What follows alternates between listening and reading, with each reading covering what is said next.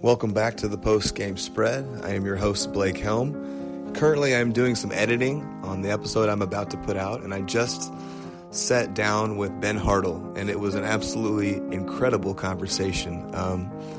Ben went to Springfield High School here locally, Heartland Community College, University of Kansas, and then was drafted in the 14th round by the Rangers in 2024. And we talked about it all. We went back and talked about him falling in love with the game, how he got to where he was at, his work ethic, his intangibles. We got to hear some really touching stuff from Coach Steinwart at Springfield High, Coach Razzo at Heartland Community College, Coach Fitzgerald at Kansas, and Sam Antonacci. So we got some really cool stuff from them. This was a really high-level baseball conversation, in my opinion, and I was absolutely, I could not be more impressed with Ben Hartl walking away from it. Just the maturity, how he sees the world, his processes that keep him right, not only as a person, but as a baseball player, are just so impressive. And I think you guys are going to really like this. I hope there are some dads out there that can pass this knowledge down to their kids. I hope there are some young baseball players that can hear this and take some things from it and use it. This is a guy to look up to. This is, Coach Razzo said, this is the guy that you want your son to grow up to be like and you want your daughter to date. So I think that says quite a bit about Ben Hartl. We went for about 3 hours. Like I said, high-level baseball conversation. Ben and I are boys now. I really enjoyed this. I think you guys are too. This was a unique perspective for the post-game spread, because usually we have guys on that their career is done with, and they've looked back and, what they learned along the way. But now we've got Ben coming in and just starting his journey in professional baseball. So I think you guys are going to be really impressed, as I was, and I hope you guys enjoy this. Thank you. And now a few words from our sponsors. Thank you. We are also brought to you by BSN Sports, specifically Adam Anderson, who grew up playing ball with Blaine Cravens and Walt Patton, former guests here, and played football at Illinois College. BSN Sports, the nation's leading supplier of sporting goods, uniforms, and apparel. They provide game-changing solutions to their customers and work to make life easier for coaches. They have over 13 sales pros in the central Illinois area. Reach out to Adam Anderson at adam.anderson@bsnsports.com. They'll take care of you. We really appreciate you guys. Thanks, BSN. We are also brought to you by Washco Strength and Speed, located at 3604 North Peoria Road, 217-899-3233. Of course, I'm talking about Jared Washco, the Springfield area firefighter, the former pitching standout at SHG and SCI. He is credentialed. He is a CPT, CSCS. Those are the highest credentials you can get in the strength and conditioning game. I think he is absolutely fantastic working with young athletes, probably the best in the area, working with baseball players. His results say it all. He's worked with high school guys, college guys, pro guys, and they keep coming back to him. They get bigger, they get faster, they get stronger, more explosive, better at their sport, less injury prone. He handles it all. He does arm care work. He does speed work. Go see Jared if you are a local athlete trying to get the most out of yourself. Invest in yourself. Go see Jared. We are also brought to you by Iron Palm Coffee, located at 490 West State Route 104 in Divernon, Illinois. You can get a hold of them at 217-816-3421 for pre-orders, or ironpalmcoffee217@gmail.com. These guys are absolutely incredible. The best coffee in central Illinois, fresh brewed, espressos, lattes, frappes, tea, baked goods, and much more. I deeply believe in the owner, operator of this business, John Drakamp. He's a close personal friend of mine. His story is deeply meaningful for me and was a part of my story coming up. I love his entrepreneurial spirit. I truly believe in this guy. Go see Iron Palm Coffee. Put some iron in your blood. We are also brought to you by The Office Sports Bar and Grill, located at 1919 West Isles Avenue. This is a really special place. I've been going there since probably 20 years, since I was in college, and there's just so much cool sports memorabilia, dating back through Springfield's history. All different high schools represented, pro guys, college guys. There's some great stuff on the walls. It's a great place to get together with friends, a great environment, inviting, warm, happy, lively. Great place for great conversation, great drinks, and great food. Please go see this place. Go patronize them. We really appreciate the support. The Office Sports Bar and Grill. Here we go. We are back with another episode of the Post-Game Spread. I'm your host, as always, Blake Helm. I'm sitting here with Ben Hartl, former Springfield High standout, Heartland Community College, University of Kansas draftee, drafted by the Rangers in 24 in the 14th round. And before, I let Ben talk, I usually go through all his accomplishments and whatnot. So I've got a long list here. This man has had quite the career already. So let me start with this high school stuff. Played 3 years of baseball at Springfield High School under Jim Steinwart, with one season being cut by COVID. Ranked number 2 catcher in the state of Illinois and number 14 overall prospect in the state, according to Prep Baseball Report in 2021. Helped Springfield High win its first baseball state championship, 3A, in 2021.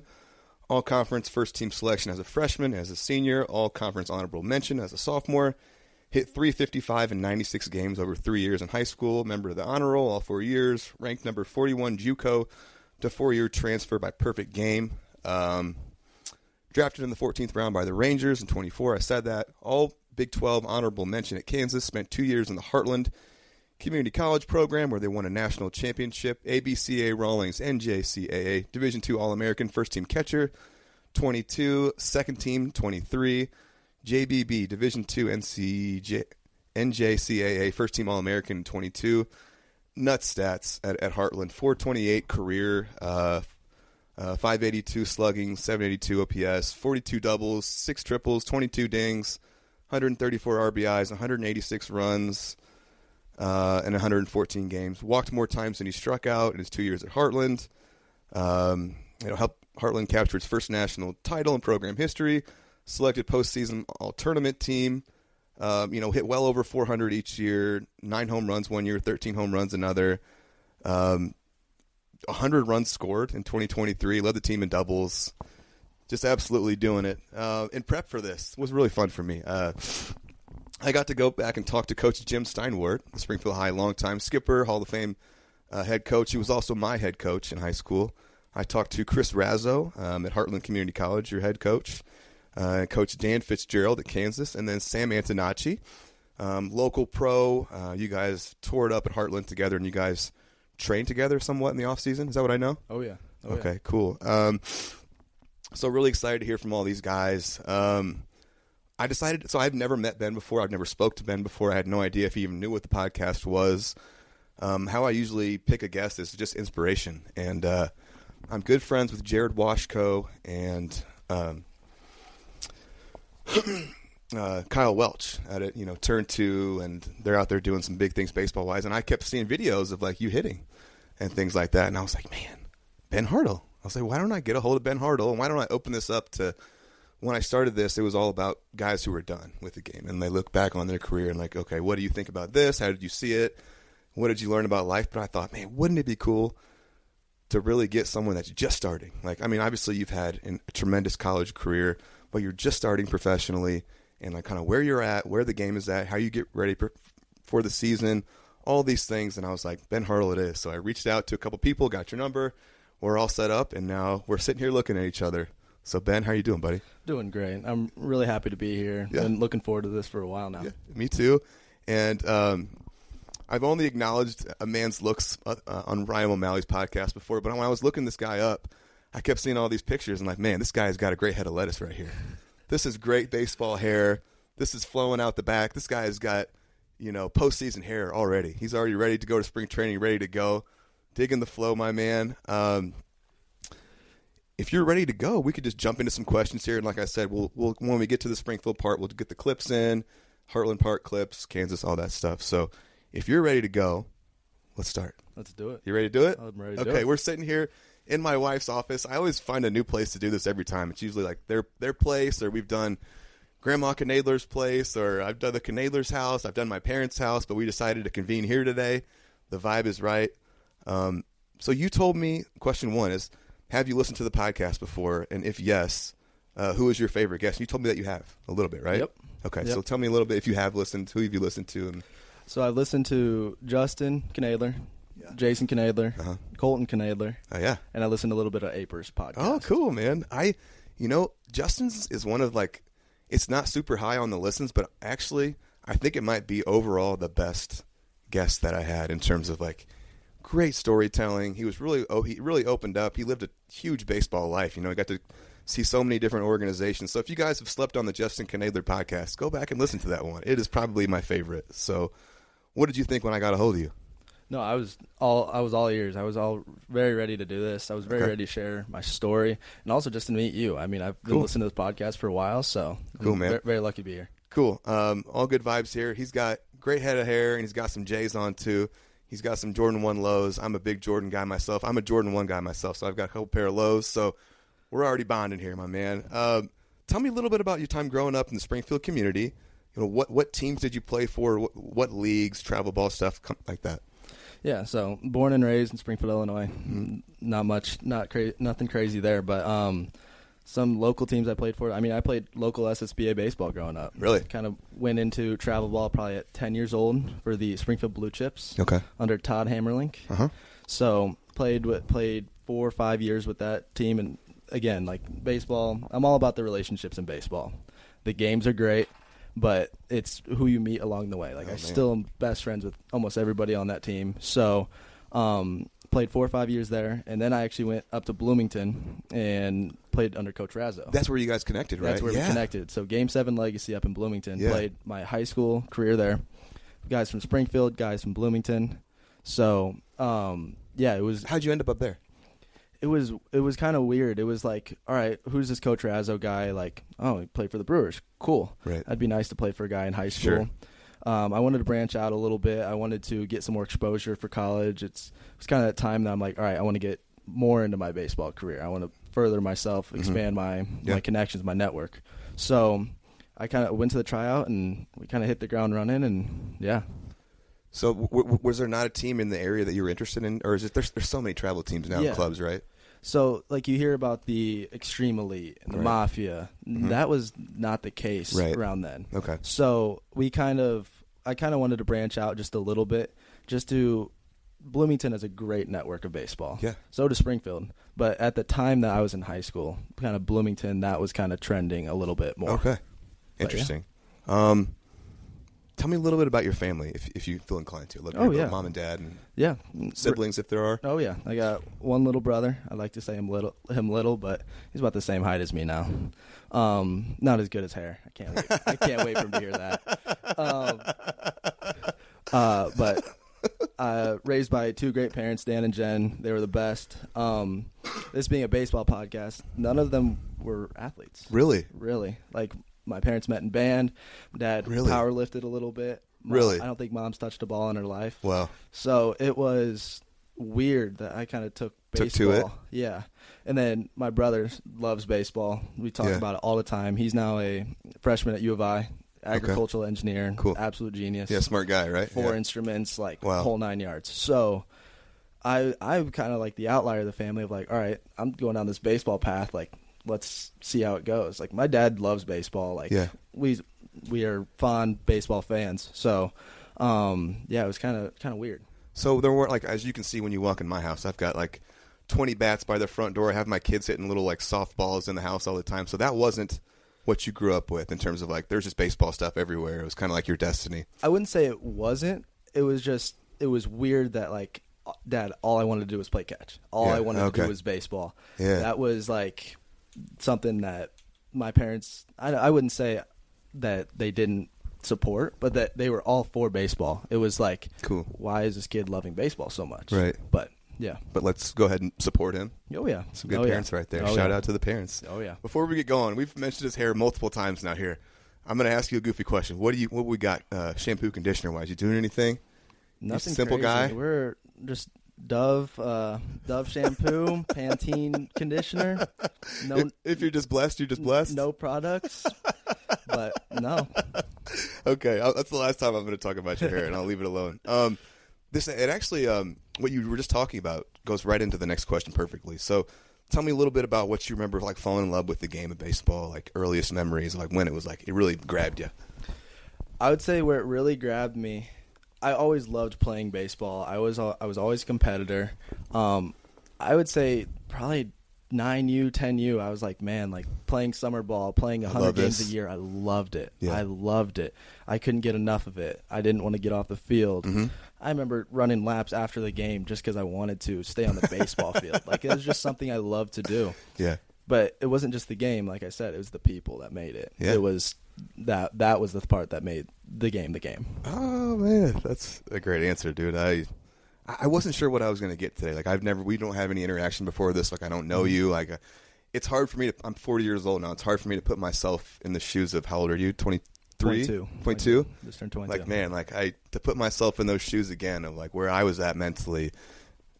Very mature young man sitting across from me right here. All right. Tell me about your time at Springfield High. And we'll get to some clips here, but like, you guys won state in 2021. Was it COVID in 20? COVID's like 20. A weird. That was my junior year. And, yep. I'd love to hear. Well, actually, tell me about the coaching staff first, because that coaching staff was relatively the same as when I was there. So I'm talking, Jim Steinwart. I'm talking Brett Trumper, the pitching coach. I'm talking Tim Elliott and Brady Burke. Those are the really names that stand out to me that were there when I was there. Oh, yeah. Still there. Still there. Yeah, man. Still there. Legacy. Oh, yeah. They're the best. I had the best high school baseball experience. I would not trade it for anything. Yeah. Just not even on the baseball aspect, but teaching you how to be men. Yeah. And teaching you off the field things that correlated on the field things. Yeah. He was always big on that. Very Coach Steinwart. All of them. All really. of them are. All of them are.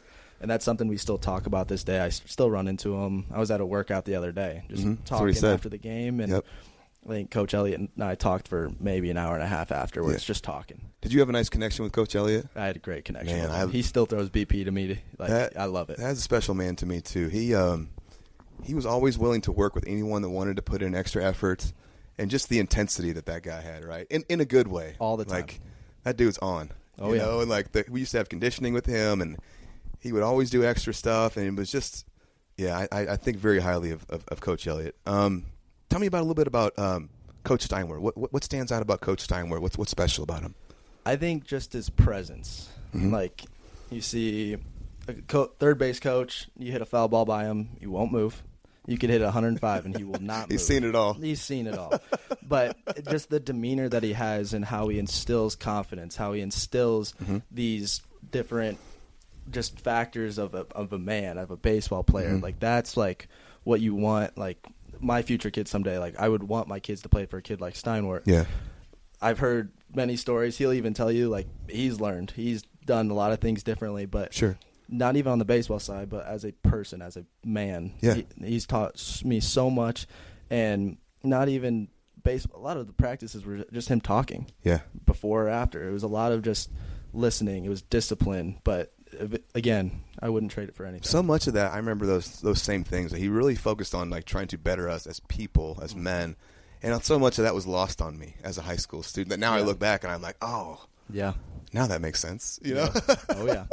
But at the time I was like, Steinwart, But yeah, that's great.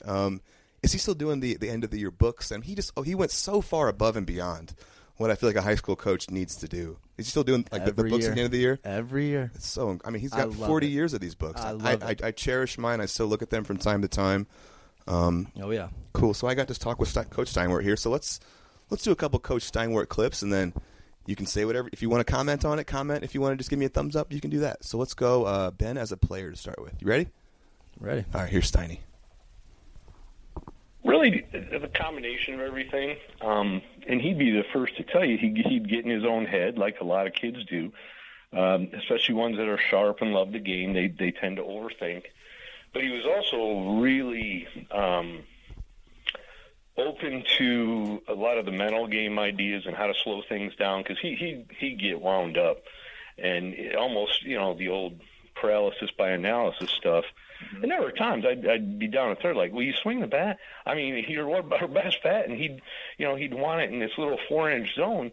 And we'd talk, and he'd go, I know, I get it. And then, man, once he got to a point where he loosened up, it was look out. And he still says, that's a thing I struggle with, but I've now got these go-tos. And chilling out at the right time and, and then letting it go and let it fly. And I think that's one of the biggest things he's gotten, is that he understands that already. And you've got to go through some failure for that. And he did. He didn't dominate all the time. He was just a steady good. And then he'd have his moments. And like I said, I think that state championship day, we had both the semi and the final the same day. And it was like an explosion for him. And he came in and closed the first game and shut him down. And then the second, I mean, I don't know how many hits he had that day, but they were clutch everywhere. And prior to that, he had struggled. All right. Stein, I call this one Ben as a player, and a couple things really stood out to me. One was you talked about you overthinking too much and kind of wanting it too much at times. Do you have any thoughts on that? On like how you've like addressed that part of you as a baseball player? Because I was the same. I loved the game so deeply, and I had so much information in my head, and at times I just like squeezed the game, But 100%. What do you got? I think, like you said, like you have to let go. Yeah. I think he said like once he like let go, watch out. Like that was something for me. Like I still struggle to it to this day. Like I try and take a nap before the game in pro ball now because I like need that mental relaxation to slow down. Yeah. Yes. So again, like you said, like I cared so much. I wanted to win so bad to the point where it hindered myself at some points. So I get that. Yeah. Yeah. So it's like, all right, how can I? And he was great about talking about it. And it applied to not just baseball, applied to life. Love that. Tried so hard in school to study so hard that I hindered myself. I hurt myself. So yeah, it was. I get that. Yeah. But, and the next part, great answer was, I looked at he sent me all of your high school stats, and it's like I see a pretty good player. I see a guy hitting middle to upper threes, a couple dings. That's like a good high school player, right? Mm-hmm. But then you go to Heartland, and it's like usually guys don't make a leap from middling threes in the CS8 to going to JUCO and hitting 400 plus, hitting double-digit home runs. That I don't even want you to answer right now. I just want to tell you that I'm really impressed by it. We'll get to it because I got a question directed right at that. But all right, cool.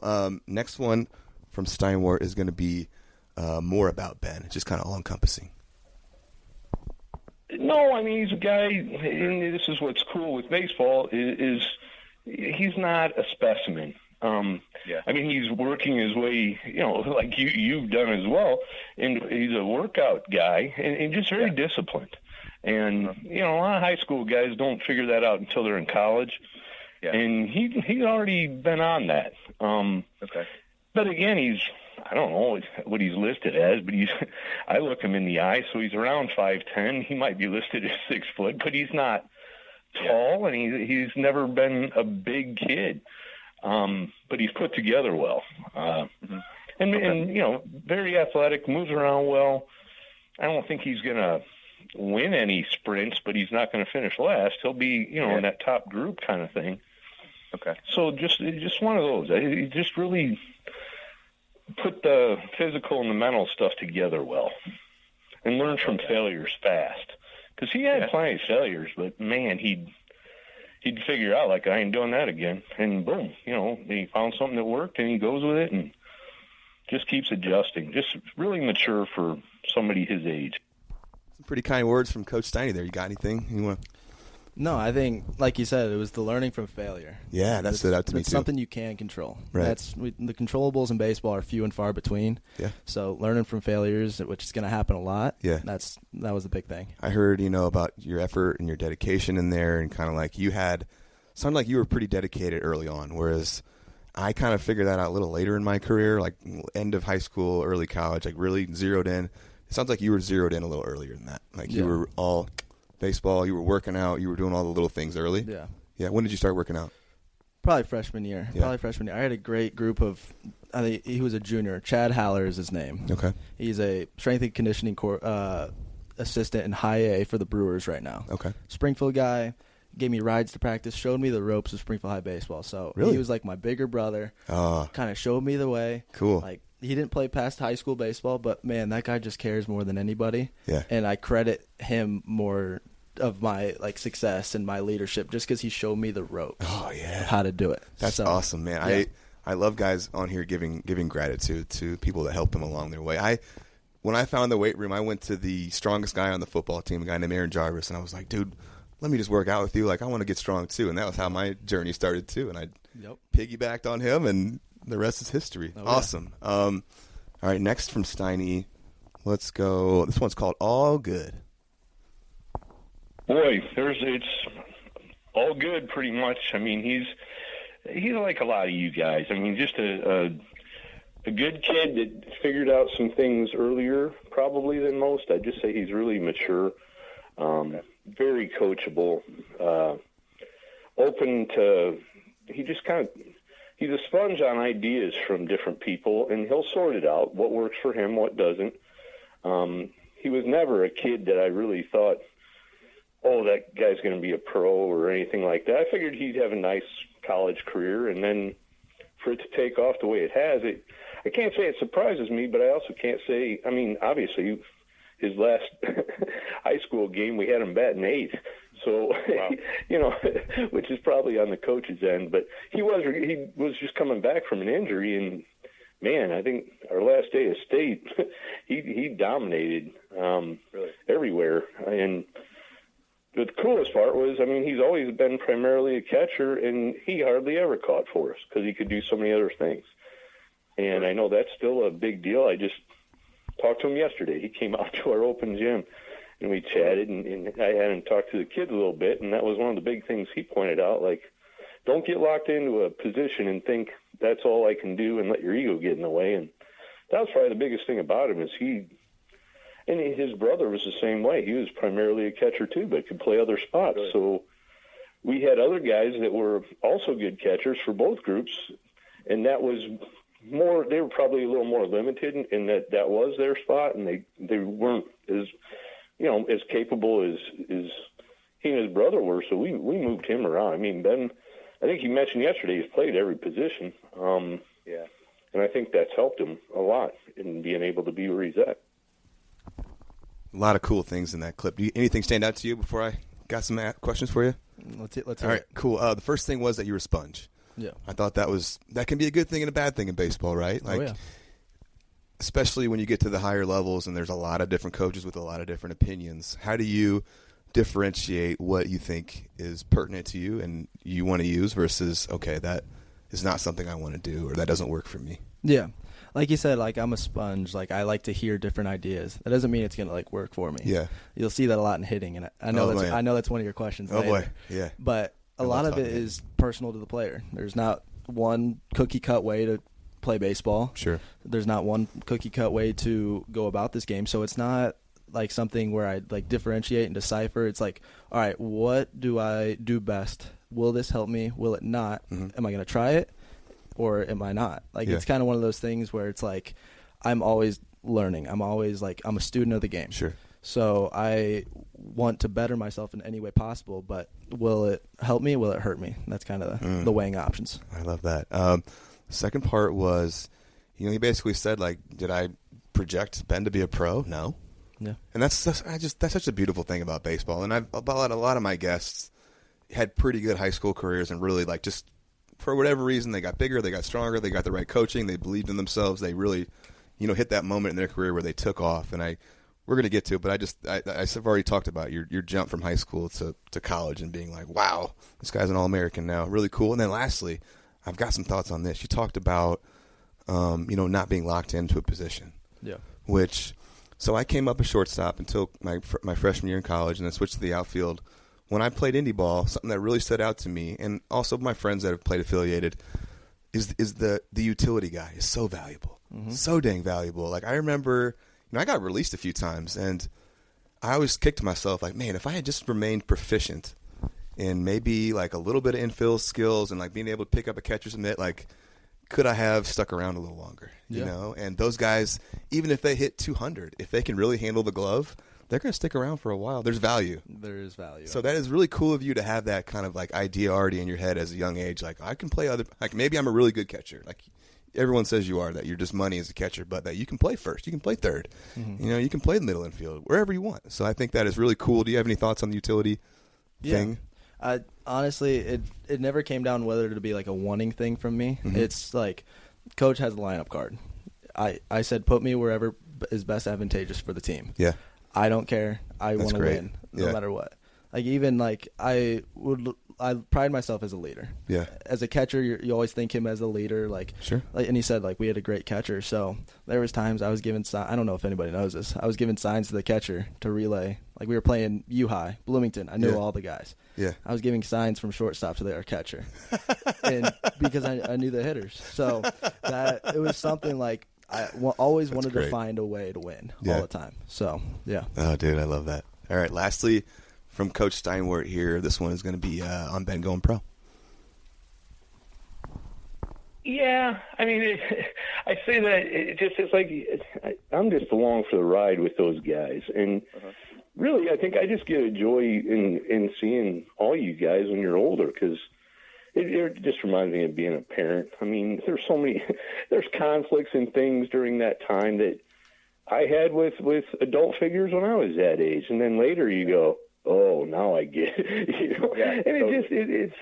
And it's like, he and I have always kind of seen eye to eye on a lot of things, but the other coaches have just, they are so individually more involved. I mean, I got such an outward just in setting things up, and then they, I don't know, feel like I run a bowling alley and make sure it operates.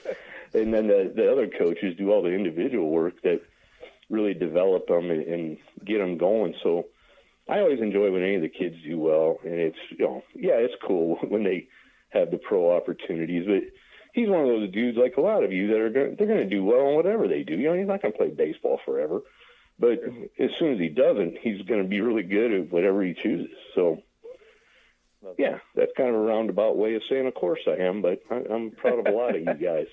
I really am. It's just, and the thing, he's really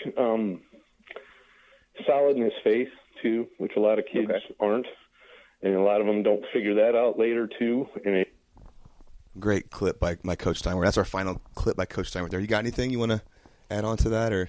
I think the last part, what he said, was the faith part. Tell me about it. I am huge into my faith. I was born in the church. Like, it was something that's always been big and prominent in my family, and I think that made me grow with family, relationships, as a person, as a man.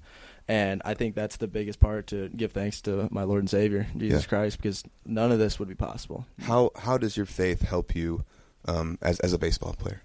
I think it gives me a perspective. It gives me a confidence that there's so much more bigger going on than this game, this pitch, that what I'm doing with my life is nothing compared to what he has done for us. Beautiful. So, yeah. I love to hear that, man. That's really cool to hear. Before we move on from Springfield High, tell me a little bit about Win State. And that must have been a cool experience. I mean, you got to win state, win a national championship. You've done some cool things already in your career. Tell me about that. The state championship was special. Yeah. It was very special. Freshman year, like, we were 13-19, like, bounced in the first game of the regional. Second year, regional championship. And then junior year, we're like, oh, watch out. Yeah. COVID. Right. Cool. Grind all the way through COVID, get big, get strong. We're all working hard. And we go into senior year, and we just hit the ground running. Yeah. We hit the ground running, but you feel like you had a special team? Special team. I mean, we would tell you we weren't the most talented team. We weren't. Whatever, you just played really well together. We played with each other since we were 9 Liked years each old. other. Yeah, there's something special about that. We did something off the field every night together. Yeah. We hung out. That was the more fun part. Not even like the game. It was just the people, celebrating the people, because that was some guys' last game. Yeah. I think we had a few guys go JUCO and Division II. Like, that was just the more fun part. That was the last ride with the guys. It is so easy to not even think about that as someone that you already knew you were going to go on and play more baseball. But like a lot of those guys, even if they love the game the same as you, that's their last game. They're never suiting up again. Like, that's their last memory of being on a field. And yeah, that's cool that you got to do something really special. I mean, Win State, right? That's top of the thing, right? Beautiful. Yeah. All right, so moving on then. Before we move on, so all right, I keep pushing this question off. I just added it in a little bit, but tell me about. So you obviously ended up at Heartland. Tell me about the big leap that you made offensively. Like, what? I mean, is this strength and conditioning? Is this swing? Do they have hitting guys up there that you really bought into? Is this a change in philosophy? Is this believing in yourself? Tell me what how do you go from a upper threes hitter in high school to All-American in college? I'd say it's like the people that I was surrounded with. I wouldn't say I did anything crazier. I probably did some more like mental performance stuff and honestly probably let go, which is what Coach Steinmore said. I let go. Coach Razzo, the head coach up there, I mean, he's been my coach for 4 years now, going into my freshman year. Yeah. And me and him just had a special bond. Like it was nothing crazy. He would be the first to tell you he didn't show any favoritism, but the confidence with him on my back, like there was Tyler Albright, who he's the hitting coach at Bradley now. He was our hitting coach, and Adam McGinnis at Heartland. We just had a special connection. They were players, coaches, like they all played Division I. Yeah. 2 of them played pro ball. Like it was just an all-encompassing, like it was honestly just the best time. Yeah. I think I just enjoyed life so much to the point where the game took care of itself. I didn't care about the results anymore. Yeah. And that's probably why I did a little bit better. But I'd say it's my teammates that really pushed me that way. Oh, I love to hear that, man. So, obviously a really special time for you at Heartland with your stats, winning a national championship. Tell me a little bit about Coach Razzo. What stands out about him as a person, as a coach? Just how real he is. Okay. How real he is. He'll tell you what you need to hear, whether you like it or not. Okay. It may sound harsh, but it's out of like good faith that he is telling you that. He may blow up on you. He may make you run 19 hill sprints, but it's out of pushing you to be the best person, to be the best baseball player that you can, and to set you straight towards life. Him and Steinwart have the same philosophies. They may portray it in different ways, but it was very like his main quote was, "I want to be invited to everybody's wedding." But at the same time, I want you to be the best baseball player you can. So there's like that relationship. There's that relaxed confidence that he instilled in everybody, and I think that's why we were so good. We just played so loose. I like that. So you had this relationship built up with Razzo beforehand. Did like the Lincoln Land come calling or anything like that? Was there any thought of staying home or? A little bit. I know I talked to Coach Story a little bit at Lincoln Land. I wanted to get out a little bit. I knew what Heartland had to offer. Yeah. I knew somewhat of other guys that were leaning towards that school, and we really wanted to build something special over there. Nothing against the guys at Lincoln Land. Sure. Like, they're doing great stuff over there. It was just I felt like I really wanted to play under Coach Razzo because I trusted him. I knew I had that relationship already. Yeah. So, yeah. Well said, and you obviously know that I was a Lincoln Land guy, so the logger blue in me is like, man, how did we let Ben Hartl and Sam Antonacci get out of Springfield? Like, come on, loggers, we got to do better than this. Tell me about winning the national championship. Unreal. Yeah. Unbelievable. How's that run? Like, what you got? It honestly stems from freshman year. Like, we went to Enid, we went to the World Series. Yeah. We won the first game like 8-0. Like, whoa. So you got a taste of it, like the competition. We got a taste of it. And then we get walked off to lose. We lost the next 2. And we're like, dang, like that hurts. Like that my freshman year we went 32-0 in conference. Like it was unreal. Oh, like, wow. So we started 8-6. You said 32-0? 32-0. So we started 8-6 and we finished 49-9 or something like that. Yeah. So like we had like a special group. We had some talented freshmen. We're like, I know Antonacci had opportunities to leave after his freshman year. Yeah. Like, I had some too. Like we wanted something special. We built, we worked, we grinded that whole year. But we just had the best time of our lives doing it. Yeah. Then kind of pieces. Of course we had some hardships through that sophomore year. But it was learning. It was, even though we won, like you say, like you learn more from a loss than you do a win. Absolutely. So I think Coach Razzo did a good job of like, all right, we won, but what could we have done better? Why was it so close? Like why? Like we wanted to bury teams. That was our goal. There was no mercy. Of course, 10 runs maybe. Yeah. But like there was like, because when it got to Enid, we knew like there's no like saving you. Yeah. There's no. So we go to Enid. Build that killer instinct early in the year. 100%. And it started in the fall. It really did. Really? Like, it doesn't turn on in February. Yeah. You guys knew you had a special team. Yeah. So go to Enid. It was a 10-day trip. We had so many rainouts. We played 4 games in 10 days. Wow. So we were just sitting around waiting. Played the national championship at like 9:30 a.m. on a Saturday morning. Really? So, and just the dog pile. It was just being a part of that. It was unreal. Man. Unreal. So cool. Where did you? So you said you had some opportunities maybe to leave after your freshman year. Yeah. Who was calling? There were a few teams. I know Dallas Baptist was up there. That was a program I really wanted to go to. Mm-hmm. Just didn't fit. Just wasn't a good fit. But there was a few teams. There was a few teams out of high school that I could have went to. Where? I think there was about 6 Division I's. Really? That I said no to. Yeah. So there was. What was the reason for saying no to Division I versus going to JUCO? COVID. Really? COVID. I couldn't take visits. Sketchy rosters. You never know. So I'm like, all right, if these guys are calling right now at a high. And now a few words from our sponsors. Thank you. We are also brought to you by Sitco Chiropractic. They can be reached at 217-525-2035 and sitcochiropractic.com. They offer chiropractic care, corrective exercises, lifestyle advice, nutritional counseling, spinal and postural screenings. They are located at 205 North Grand Avenue. Love the Sitco family. From the dad, Steven, to Kyle and Casey, I grew up with them. Their brother, Tyler, was a big-time baseball player at SHG and SCI. There's a reason they have over 70 ratings on Google, and they're all 5.0. These guys are great.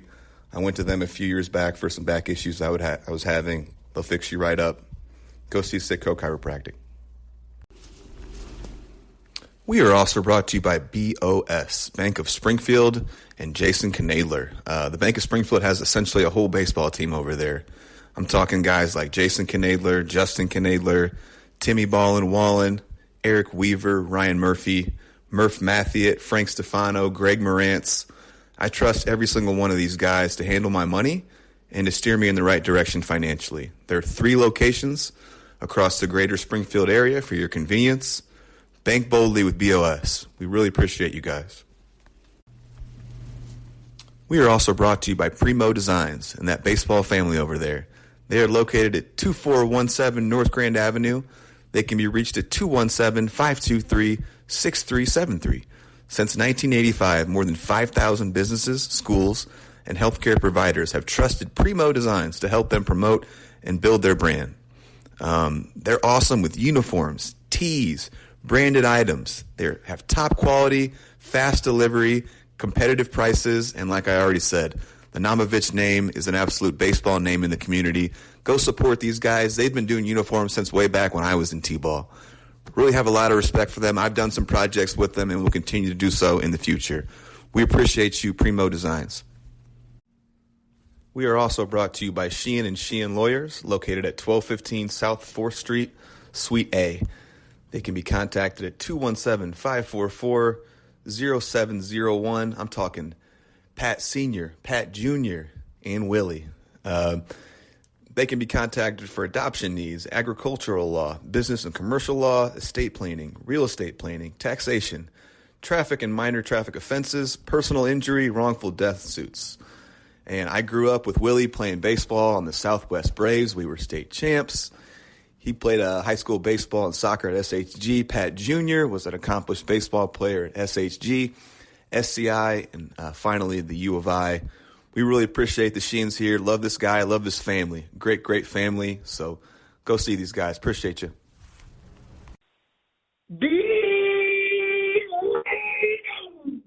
High school. They were probably going to be there out of JUCO anyway. Yeah. If they say they really want me. So it was just one of those things where I trusted Coach Razzo. I trusted myself. A lot of these guys were like, "Why are you doing this? What are you doing this for?" Yeah, why? Because I believe that there's a greater plan, and there was a gut feeling of at Heartland I can make a difference. I can be a leader, and I can go do what God intends me to do. Was there any thoughts about pro stuff, like getting drafted earlier at JUCO? Yeah. Okay, that played into it as well. You didn't want to sit for 3 years. It was. Going the D1 route. I wouldn't say that was the main factor. Like, I know the Texas Rangers reached out to me my senior year, the only team. Really? And they kind of talked to me all the way through for 3 years, but like there was not like offers or nothing, but it was a factor maybe. Okay. Let's move on to some. Is there anyone else on the staff there that stands out to you that you feel like you need to acknowledge or anything like that? Ryan Knox, the AD at Heartland, played in the Brewer system for 10 years, and really kind of took me under his wing. Being the AD, it's kind of hard to have a relationship with one player. I wouldn't normally think you would say something like that. No, but me and him talk all the time. We play golf. He kicks my butt in golf all the time. He's pretty good, but it's a special bond up there. It's a family. Okay. It's a family up there. Cool. If you're cool, then I'm going to get to some Razzo clips here then. Yeah, cool. Let's do it. All right, here's Coach Razzo. First one is going to be Ben as a player. Here we go. Yeah, so, again, COVID was the best thing that ever happened to Ben. During that time, he was finding ways to just catch bullpens. And there were so many minor league guys from around here that we had a facility here in town that I helped start up called Case Training Academy. And they had all these minor league guys just looking for places to throw, and they needed catchers. And so I knew Hartl had the ability defensively to kind of handle these guys with the higher velocities and the minor league type stuff. And so Ben just was grinding bullpens and just catching. And so when he got here, skill set wise, defensively, we knew it was off the charts. And it was just about continuing to be able to hit and develop the other side of his game, which that was the biggest flaw that every coach said was, well, he's too small. Well, we're not sure if he can hit. And so Ben knew it was like, anytime coaches said this, I would just tell him. Because I knew Ben's the type of kid that it's like, that's going to make him a little mad, and he's going to prove everybody wrong, and that's just how it was. And so once he got here, we just realized quickly with what he had defensively, it's like that's going to play at every level. And it was funny watching these guys. We got AAA guys thrown to him that they're like, hey, he might be better defensively than the guy I threw in AA last year. And we're like, really? It is that type of talent behind the plate that everything else just had to kind of catch up to it. And it's just continued to kind of go that route for him. Cool clip. So you were catching bullpens of pro guys in high school? Oh, yeah. Getting that experience? So COVID Man. is crazy. Yeah. Like I gained 30 pounds in the weight room. And again, he was the one, hey, you're too small. You weigh $160. Like, if you want to go Division I or take your career seriously, gain weight. But it was, so Connor Law from Chatham. Yeah, he's going to be a guest here sometime soon. Yeah. Connor Law is the best. Yeah. I love that guy. Oh, yeah. Matt Dennis, he was from Chicagoland area, moved down here with his wife. Yep, I know him as well. AAA guy. Yeah. And then I'd go up to K's and I would catch twice a week, probably 2, 3, 4 hours of bullpens. Really? And just get it's gotta so be good much for your experience. skills. It was awesome. It was awesome. So as bad as COVID was, like as my career, that was probably the turning point of like, wow. All right, like I'm catching 99 with ease right now. You turned this into a positive, the COVID, Yes. which a lot of kids kind of ruined their trajectories in some ways. Yeah. Cool. So, how did you gain 30 pounds? I ate. What were some of your staples? Oh, man. I was probably putting down 8 to 10 eggs every morning. Yeah. And just eating as much protein. I tried to eat almost 300 grams of protein every day. It was unreal. What are you weighing now? Around 205, 210. Is that what you want to be at? That's what I want to be at, yeah. Right on. So, yeah, COVID was crazy. Like, it was like, oh, man, we can't play high school, but what can I do? I was in the cage 4 or 5 times a week, 5, 6 times probably, a couple times a day, working, doing as much as I can, like just bettering myself when I felt like this whole world was shut down. Oh, good for you, man. What a great answer. All right, moving on. Coach Razzo, Ben as a hitter. Here we go. Yeah, I think the biggest thing with Ben was just buying into what he truly was as a hitter. And I think a lot of these kids nowadays, with the way social media works and everybody has their hitting coaches and everything, it's just you got to decide what you are as a hitter and then really kind of buy into that. And I think Ben just understood quickly that it's like he can drive the ball the other way, he's got to get pitched away, and it's like he learned pretty quickly here. It's like, okay, I can do this and I can hit 400 pretty easily. And then as he got bigger and stronger, the home runs just kind of took care of themselves. He just very much understood if I hit this way and I keep getting stronger, it's going to continue to get easier and easier. And we firmly believe here that every hitter's kind of different, and we don't cookie cut guys. And so Ben and Sam had 2 completely different kind of experiences here, and now you're just watching them kind of thrive as they continue to go level by level. Oh, man. Got anything? No, I think, like you said, like I talked about this earlier, like not being a cookie cut guy. Like I'm a different hitter than Ananachi is, and I'm a different hitter than everybody else. Tell me who Ben Hartl is as the hitter. Who are you? I'm a guy who what do you do? Work counts, who will not be an easy at bat. Yeah. Have you always had a good eye? feel like. I remember time we were talking about that. Yeah. So I've always been good at taking pitches. I've always been good at laying off pitches. So it's kind of understanding who I am as a hitter, and that approach evolves all the time. Like I'm still learning using wood bats. That's probably the biggest thing right now. Of like changing my approach and like what's best advantageous for the team, for myself, for my career. So I think as a hitter, like I just want to be a guy who can consistently barrel up baseballs and put my team in the best position to win. If I need to move over guys, I will. But one of the greatest quotes I ever heard about hitting was from Justin Knadler, and it was when I used to train with him, and he goes, I can't remember what hitting coach told him this, but he goes, this it was someone I recognize the name, but someone in the Giants organization. He goes, once you learn how to hit, then you got to learn how to hit. And then once you learn how to hit, then you got to learn how to hit. And it's just the never-ending process, Never ends, no. of adjustments. And, like, as you get older, things change a little bit. And, yeah, okay. Next up will be Coach Razzo. Wait, here. On the intangibles. Oh, this is a really good one. Yeah, I think Ben, he'll tell you firsthand. When I first, I could say, got my hands on Ben when he was a young kid, I told him all the time, I was like, he is Tim Tebow. I was like, this kid does no wrong. This kid is too scared to cuss. This kid is too scared to get angry. He is just a hyper-competitive kid that is, the coaches always say, you want your daughter to date a guy like this. And it's like, that's what he was. Yeah. And I told him that I was like, Ben, as great as that is, I was like, you're going to have to understand, to be a catcher and kind of a leader, it's like you have to find a way to tap into that leadership role where people aren't going to like you. And that's the one thing that I think for him, it was a growing experience for him when he got here that he truly bought in, that I told him all the time. I was like, you're not here to make friends. You're here to win games. And when you win games, you'll have friendship for life. And Ben truly understood that and just kind of didn't have a problem telling guys, hey, that's not how we do things. Hey, that's not how we're doing things. And it didn't take long for guys to understand that, like, all this kid wants to do is win. He doesn't care if he hits 200 or 500 as long as we're winning games. And when you do that and kind of approach it that way, I think that's the intangible that you hope every guy has, but they're not going to. And Ben just has that ability. And during his 2 years here, it's like the reason we don't have captains. And he was never once deemed the captain, but the whole team called him Cap. And it was like that's what his nickname was and what it still is here.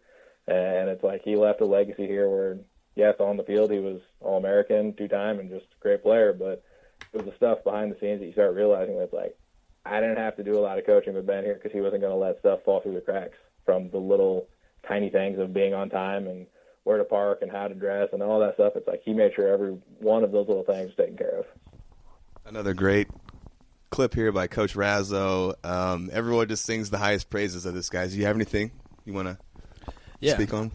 What he said about the friends part of, like, you're not here to make friends. That's tough. If you win games, it's a tough balance, isn't it? Like I said, and he'll tell you how it is. And he said that to me in my opening meeting. Yeah.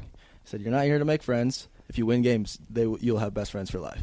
And as hard as that is to trust, right? You're like, who is this guy? Like, all right, dude. Like, you're my brand new head coach. Like, how are you telling me not to make friends and enjoy my college experience? Yeah. There's a payback that kind of like you got to take a step back in order to go 2 steps forward.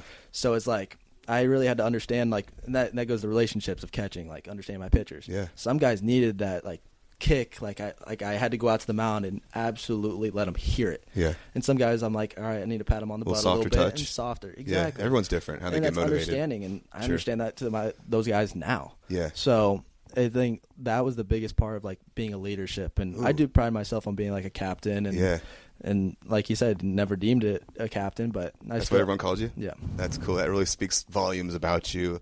Lots of things during that clip was awesome. I loved how he said, if you have a daughter, that's who you'd want to date your daughter. He also said another part that I didn't get, that, if you had a son, you'd want the son to be like you.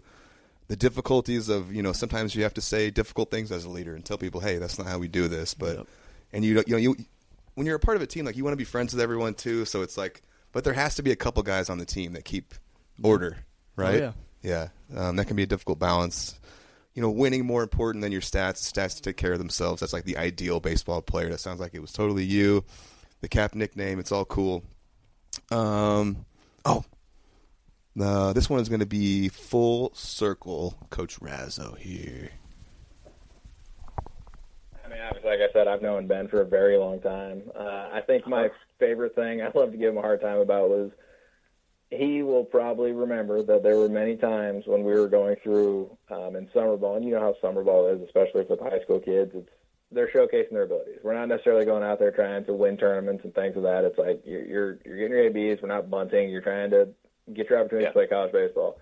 And we continue to just win games, especially the last summer that I had these guys. And I would always laugh. I'm like, guys, I want to go home to my family on Sundays. And they're like, Coach, like, we just keep winning. I'm like, yeah, I know. And there were multiple tournaments that we probably could have won with bases loaded and Hartl's up, or a guy on third or a guy on second. And without a doubt, Ben would strike out or fly out or get out, and we would lose. And he'd always be like, I tried so hard to win us that game. I want to make you stay another night. And we'd laugh and whatever.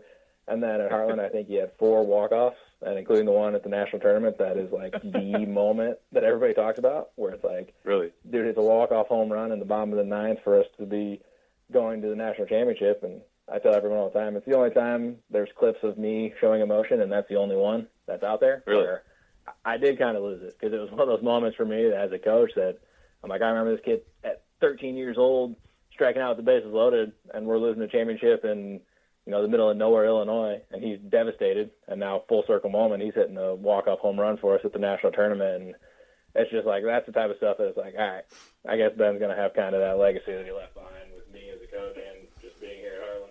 Absolute goosebumps listening to that clip. What do you got? That's cool. He did show a lot of emotion that day. Really? Oh, yeah. When you hit the walk-off? Oh, yeah. Tell me about it.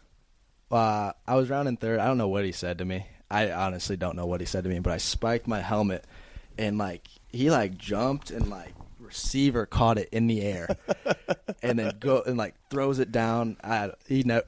Once you get to know Raz, he'll never show emotion. Really? Very, standstill, even keel the whole time. So, but like you said, that was a full circle moment. Yeah. And, also go back to what Coach Steinberg said, those are the failures. I learned from the failures. In that moment, this is the best part of that story, of the walk-off. So Sam Antonacci, his grandfather, passed about a week before the national tournament. Okay. So first guy gets on, we're down 1 in the bottom of the ninth. I look up at Sam's grandma, who's at the game. Mm-hmm. I said, I'm going to do this one for Pete. Oh, wow. And I swear to you, I hit a homer. I'm tearing up right now. I swear to you, I hit a home run. Wow. Thinking about Pete. And it was unbelievable. Man. And it was just one of those baseball moments that just stick with you forever. Wow. There's a lot of feels in this room right now. It's one of those, how can you not be romantic about baseball moments? And did you know it was going off the bat? No. It was a maybe? It was like a maybe. It was out front. It was a 1-2 slider. And, and just the elation when it went over. Yeah. And then spike. I mean, you don't sound like a helmet spiker on a normal day-to-day basis. I usually try and keep pretty even keel. I'll have my moments. Yeah. I probably won't do it again, but I blacked out. Yeah, one of those moments? Oh, yeah. Oh, man. So cool. Thanks for sharing that with us. Oh, yeah. Final clip from Coach Razzo here, going pro. I like to get their idea. It says a lot about a program when you have guys going pro, or that they eventually go pro, that you're doing something right, you're helping them along as, progress. So here we go, Razzo going pro. Yeah, it's been one of those things where, I'm relatively still kind of new to this. This is only my 5th year here, and to have these guys already kind of making these impacts and kind of career checkpoints that you hope as a coach that you do get to experience. And, as much as it is the side of baseball, it's the fact that they're actually the kids they are makes it just that much better. The day of the draft, it was one of those things that, Hartl's calling me and we're staying in communication with it. And as the day's processing and going through, it's, when I get that call from him and he's like, hey man, he's like, the Rangers are taking me here. And it's like that emotional moment you kind of feel that it's just in your gut that it's I know how important this was for this kid and the work he put in. And then you just feel that it's all right. And then I told Ben, I'm like, all right, great, now get to work and be the first guy to get to the big leagues. So it's just kind of, again, I'm not done type thing. And so, it's fun watching him, and we've seen him a ton up here over the winter, and he's still coming around all the time. And said it's weird now because, again, he's becoming weirdly a man. He's a grown man now. It's a full circle moment for sure watching these guys progress. Oh, that must be so cool for him, seeing you go from this, kind of skinny-ish high school kid to how you've progressed. And he was like, he was there for the whole ride. It's pretty dang neat to hear him speak so highly of you and like, get emotional about you. So proud of you. You got anything before we move on? No, he was like I said, he was that one mentor in my life that stayed there for a long time, 6 years. Yeah, was there all the time, highs, lows. But he's been the one that was there for me, but also was the one that pushed me. I love that. So when the day comes, he's getting that invite to the wedding, right? Most likely, 100%. Just make him a ring bearer or something like that. Okay, moving on. Before we get into your Kansas stuff, how did you end up there? Tell me about the recruiting process. Who else were you talking to? How did you make your choice of Kansas? Yeah, so like I said, it kind of started my freshman year at Heartland. Talked to a few schools after my freshman year. Really wanted to run it back. Really, it was worth it. But in the fall of my sophomore year, we're doing showcases, stuff like that. Didn't do great. I didn't do bad. Like I did me. I had, worked some good at bats, had a few punchies, but like still barreled some balls. Kansas was one of those teams that kind of reached out to me first and kind of stuck through that process. Mm-hmm. John Coyne, Brandon Scott, Tyler Hancock, and Coach Fitzgerald were there for me the whole time. Mm-hmm. Talked to a few other schools, UNC Charlotte, Western Kentucky, Carbondale. Miami. I've talked to a few other teams, but Kansas is kind of that team that showed that they wanted me, mm-hmm. and that was that good gut feeling. Go on a visit. We did like late night at the Fog, like it was like a basketball game. Oh yeah, must have been neat. So it was a pretty unreal visit, but it just kind of felt like that was the next step for my career. Yeah. Did you go on any other visits? Went to UNC Charlotte. I really liked that place. That was a close second. Went to Western Kentucky. Went to Carbondale. But yeah, Kansas it was. Cool, man. So I'd love to hear a little bit about your time at Kansas. Coach Dan Fitzgerald. Was it a big jump, talent-wise, going from JUCO to D1? What was that kind of? I would say talent-wise, of course, you're seeing consistently low nines, mid nines. But I think it was just a jump going to the Division I. There's a lot more that plays into it. There's our rules. There's so there's stuff like I haven't even dealt with that I'm trying to learn. And as the leader in me, I'm trying to be a leader on this team immediately. Yeah. And that was kind of just a learning point where I had to understand the coaching staff. I played under Coach Razzo, who was like one of my best friends. That was like more personable, like to a program where it's all right. We're here to win. Mm-hmm. It's a Big 12 program. Like now it's go time. Yeah. So yeah. Was it a jump up for you? I'm not going to a D1 school. I don't know what your situation was at Heartland in terms of strength and conditioning, but I imagine at Kansas, pretty serious weight program, strength and conditioning coach. Was that any kind of a change for you? Or were you already pretty dialed in there? I was pretty dialed in. Heartland was Lucas Cook does a great job up there at Heartland. Like we're in there at 5:30 3 days a week. Okay. Kansas was just a step further in like the metrics, and we're gonna move little weight really fast. Yeah. Then we're gonna move medium weight really fast. So it was a lot more like hands-on. Of course, there's more trainers. There's a lot more like available to you. Yeah.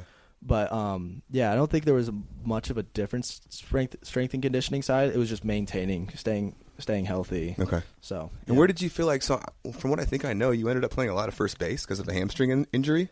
So it was weird. So Jake English was our catcher that year. And he was a stud, right? He was a stud. All conference. Hit really well. Right. And we didn't have a first baseman. Of course, I'm always down to win. Mm-hmm. So it was the fourth game of the year. I'm hot. I feel good. I got 2 bombs in my first 3 games. I'm hot. Fourth game, I go out to stretch at first base, and I stretched too far. I slipped on the dirt. Grade 2 strain of the hamstring. Oh, man. So out for 4 weeks. And then having to rehab and then come back. There was a tough time period that I went cold. Like we're talking like 0 for 30. Yeah. And it was just a hard all right, wake up, get back into it. So there was not all sunshine and rainbows going through my time at Kansas. Yeah. So it was that was a hard first time dealing with some kind of hardship in a way? I'd say there was definitely hardships at Heartland, at Springfield High. Okay. But that was more of like an emotional, I can't serve the team, I'm hurt. Yeah. So, yeah. So what got you through that time I think a lot of the faith and just knowing that there's lag time. They have Travis Wyckoff. He's kind of like he would come in and talk. He wrote a book about like mental performance and kind of like a spiritual leader that Fitz calls in. Me and him had a lot of great talks of like there's lag time. Like you may not know it now, but God has something in store for you later in life. Like later, you may not know when it is. So a lot of it was just that hope that like, yeah, you're out right now. Be the best person, the best teammate you can be, and know that your time is going to come. I love that, dude. All right, let's get to some Coach Dan Fitzgerald clips here. We're going to start off with him bringing you in as a player. Bringing Ben to Kansas. Here we go. Yeah, we found out about Ben pretty early in the process, and we had a great relationship with Coach Razzo at Heartland, and knew who Ben was, and we needed a catcher, and he checked every box statistically, and then we went out and watched him, and were able to evaluate him, and you could see really quickly that he could really see the baseball, and we talk about all the skills that you need to be great at this sport, and the one that we never talk about that is probably the most important is vision, and clearly Ben saw the ball different than everyone else, and and then you get to know him and what kind of young guy he is, and what kind of leader and competitor and all that, and you just pretty easy to love him. So we laid out the red carpet and had a great visit, and kind of drew a picture of like, hey man, here's who you are, and here's who you can be. And to Ben's credit, he put in the work and really turned himself into he was a special player at Heartland, but really did some impressive things last year. And yeah, he was fun to recruit. Ben's been the same guy since the day I met him, and knew he was a winner right away. Knew he was a winner right away. Pretty cool. You got anything? No, Coach Fitz, I appreciate him a ton. He definitely gave me that opportunity to take a next step in my career, and yeah. I loved what he talked about, you seeing the ball, and like that's been a lot of these guys talked about the same thing, that you were high level, judging pitches, balls and strikes. Did you choose a side of the plate at all? Were you like, the further I got into my career, more advanced hitting practices in terms of like, being aggressive on the outside, spitting on the inside. Did you ever do anything like that? Or there was definitely times, yeah.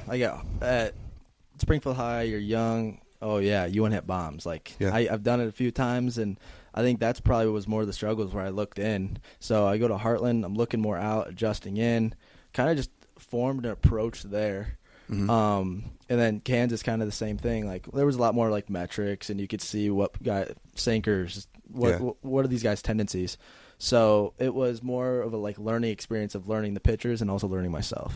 Do you feel like you could see seams or recognize pitches out of the hand?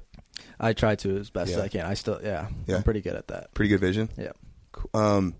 At this point, were you thinking pro ball? You had to have been. Of course I am. Like I had meetings in the fall with a few teams. After my sophomore year at Heartland, I had a few. I almost got picked up, but then again, like you go prove you can hit at the Division I level. Like, your stock will only rise. So, were you disappointed at all that you didn't get selected after Heartland? I wouldn't say I was disappointed. Of course, it'd been a cool opportunity. I still probably would have went to Kansas because, like I said, like going to show that you can hit at the Big 12 level. It's big. Okay. Next one, Fitz. Ben as a player. He's got, like I said, he's a great swing decision maker. He doesn't chase. He's very patient, and I think he's got a really good feel for the strike zone, and I think that helps that he's a great catcher and has great relationships with the umpires as well. Like he just understands the nuance of that. He can hit. He's got power. He can really throw, and it's a real natural thrower. Agile behind the plate. I think he's going to be a solid defender in professional baseball, but like I said earlier, man, his carrying tool is his makeup. He's just a outstanding teammate, outstanding worker, and really elevates everyone around him. More great words from Coach there. One thing that stood out to me was the talk about a great swing decision maker, which is not a term you hear all the time. But are you? I think I know the answer to this, but are you thinking prior to a pitch, yes, yes, yes, until it's no? Yes. Right. I think 100%. You have to, right? Yeah. I'm not a guy who sits on pitches. I'm not thinking 1-1. This guy throws a slider 78% of the time. Right. It's the wind's blowing to the right field. No, it's not like that. Yeah. It's more like it's still the same game. Pitchers may have tendencies, but at the same time, I'm going to trust my eyes first. I'm going to trust my strengths rather than his weaknesses. Yeah. And so that's something that the deeper you get into baseball, like you can be kind of you can't make all those decisions all at once. Like, am I going to swing? Is it a strike? How am I going to swing? Am I pulling this? Am I taking this the opposite way? So I truly believe that it has to be a yes, I'm swinging aggressively until the pitcher shows you that this is not a pitch you want to hit. So that makes sense to me. Moving forward on being at Kansas. Played a lot of first for us out of necessity. He tweaked his hamstring, I think game 3 or 4 of the season, and was out for a good chunk. And when we brought him back, we had another catcher who was the first team All Big 12 catcher, Jake English. And Ben and Jake's bats were, monster pieces of our lineup. And, when the idea all along was that, Jake and Ben would catch and alternate playing first base. Well, when Ben tweaked his hamstring, it became a little bit more. And Ben's honestly a really good athlete. Like we threw him in at second base in the game. He took 1,000,000 ground balls at third. Like he can kind of do it all. He ended up playing a ton of first. Honestly, because he was really good at it. And had a great year. I think the hamstring really hampered the numbers. But if you look at how he performed, especially how he performed at the end, I thought, I thought it was a certainly deserving of getting drafted and good enough to get drafted. But the fact that he was injured for a good chunk of the year, I thought maybe kept him off a couple draft boards. And when we were at the Big 12 tournament, he hit a ball, 500 feet to dead center and erased any doubts of whether or not he was ready to go. And I knew Texas was heavy on him, and it kind of at that point I knew, hey, they're gonna sign him. And he performed really well defensively at the Big 12 tournament as well at first base. Like you go back and watch some of the plays, you really get to see the athleticism, and the arm strength's fantastic. So Ben was super happy for him to get drafted. Obviously, I wanted to coach him longer, but certainly. And now a few words from our sponsors. Thank you. We are also brought to you by Milner Dentistry, located at 755 South Grand Avenue West. They can be reached at 217-528-3384. Dr. Ty and his staff are incredible. The place is clean. They do amazing work. They can handle all your dentistry needs. Thanks again to Dr. Ty for agreeing to sponsor us here. He was a standout at Rochester, SCI, and then later had a really cool story of walking on at the U of I. Have a ton of respect for this guy. Please go support Dr. Ty and Milner Dentistry. We are also brought to you by Christ the King's Men's Club through my good buddy John Chisholm. We came up together playing baseball. We played for the Flame together, Springfield High, and then he went on to play at Spoon River for a little bit. They are selling bourbon raffle tickets right now for $100. You have a 1 in 10 chance to win. The raffle is being held on February the 22nd, 7 p.m. at the Crafted Stag. They have an absolute insane lineup of high-end bourbon for the winners. Contact my good buddy again, John Chisholm, at 217-725-8682 if you're interested. Please go and support these guys. We really appreciate you. Thanks, Christ the King Men's Club. This episode is brought to you by Glisten Heating and Air. You can reach them at 217-341-3129 or visit glistenheatingandair.com. That's GLISSON. This is owned and operated by Gibbs Gleason himself, a member of the 2000 Pleasant Plains baseball team that were state champs. That's the Dusty Bensko era, former guest. This guy's in the baseball community. He helps coach his son, who's in the local travel scene. This truly is the pros pro for HVAC in the area. I mean, this is a who's who of former pros that have used him. Let's talk about Corey Erickson, Jason Worth, Ryan Murphy, Jason Knadler, Justin Knadler, Brad Owens, Greg Morantz, Jason Washam, Eric Easley. His reviews speak for themselves. Call Glisten Heating and Air. They care about your air. We appreciate you. We are also brought to you by Hammers Radon Mitigation Solutions. You can reach them at 217-670-4292, hammersradon@gmail.com, or head on over to their website, hammersradonmitigation.com. They do exactly what you need. This is everything radon that you can think of. This is Les Hammers. This is a Springfield firefighter, a former standout football player at Jacksonville, Truman State, and then played a little pro ball, a little arena ball himself. Since opening, Hammers Radon Mitigation Solutions have become masters of their craft. Their commitment to quality mitigation, exceptional services, and incomparable customer care keep our homeowners safe. They never stop improving and will continue to expand their offerings. Get in touch with Les today. You will not be disappointed. We really appreciate you guys. Thanks, Les. Well deserved, and yeah, he was. I put it this way: I wish we had him a lot longer than 1 year. More awesome stuff from Coach Fitz. Anything? No, I think, like you said, a hamstring kind of hamstrung me a little bit. And what's it like hearing all these coaches talk about you? I haven't been in the hot seat like you have. Like, is it weird, cool, like hearing these guys talk about you? It's cool just to reflect. Yeah, it's like Coach Fitz said this on the last clip. That was like, yeah, he was a good ball player, but what he did more of like the makeup. Yeah. That's what probably hit me the hardest. Of like, yeah, the games will be the games, but what Coach perceives me off the field, what he thinks of me as a person, that I value that so much more than just a baseball player. That's awesome. Is he exaggerating when he says you hit a ball 500 feet? Yes. Do you remember this tank he's talking about, though? Oh, yeah. Was it pretty far? One of the farthest balls you've hit? So it was at Globe Life where the Rangers. Oh, wow. That was our Big 12 tournament. Oh, cool. So I think it was the first game. I don't know. I got under one, and I think it went 420 something. Yeah, just tanked it. Yeah. Whew. Yeah, buddy. Cool. Moving on. Care factor. This is a good one.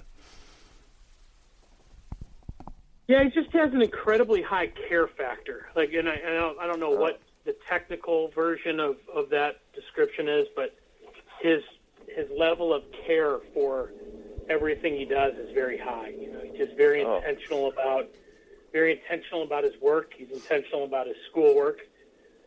He's intentional about his relationships. It's funny, man. In recruiting, you get to see a lot of sides of people, and one of those is the interaction with parents.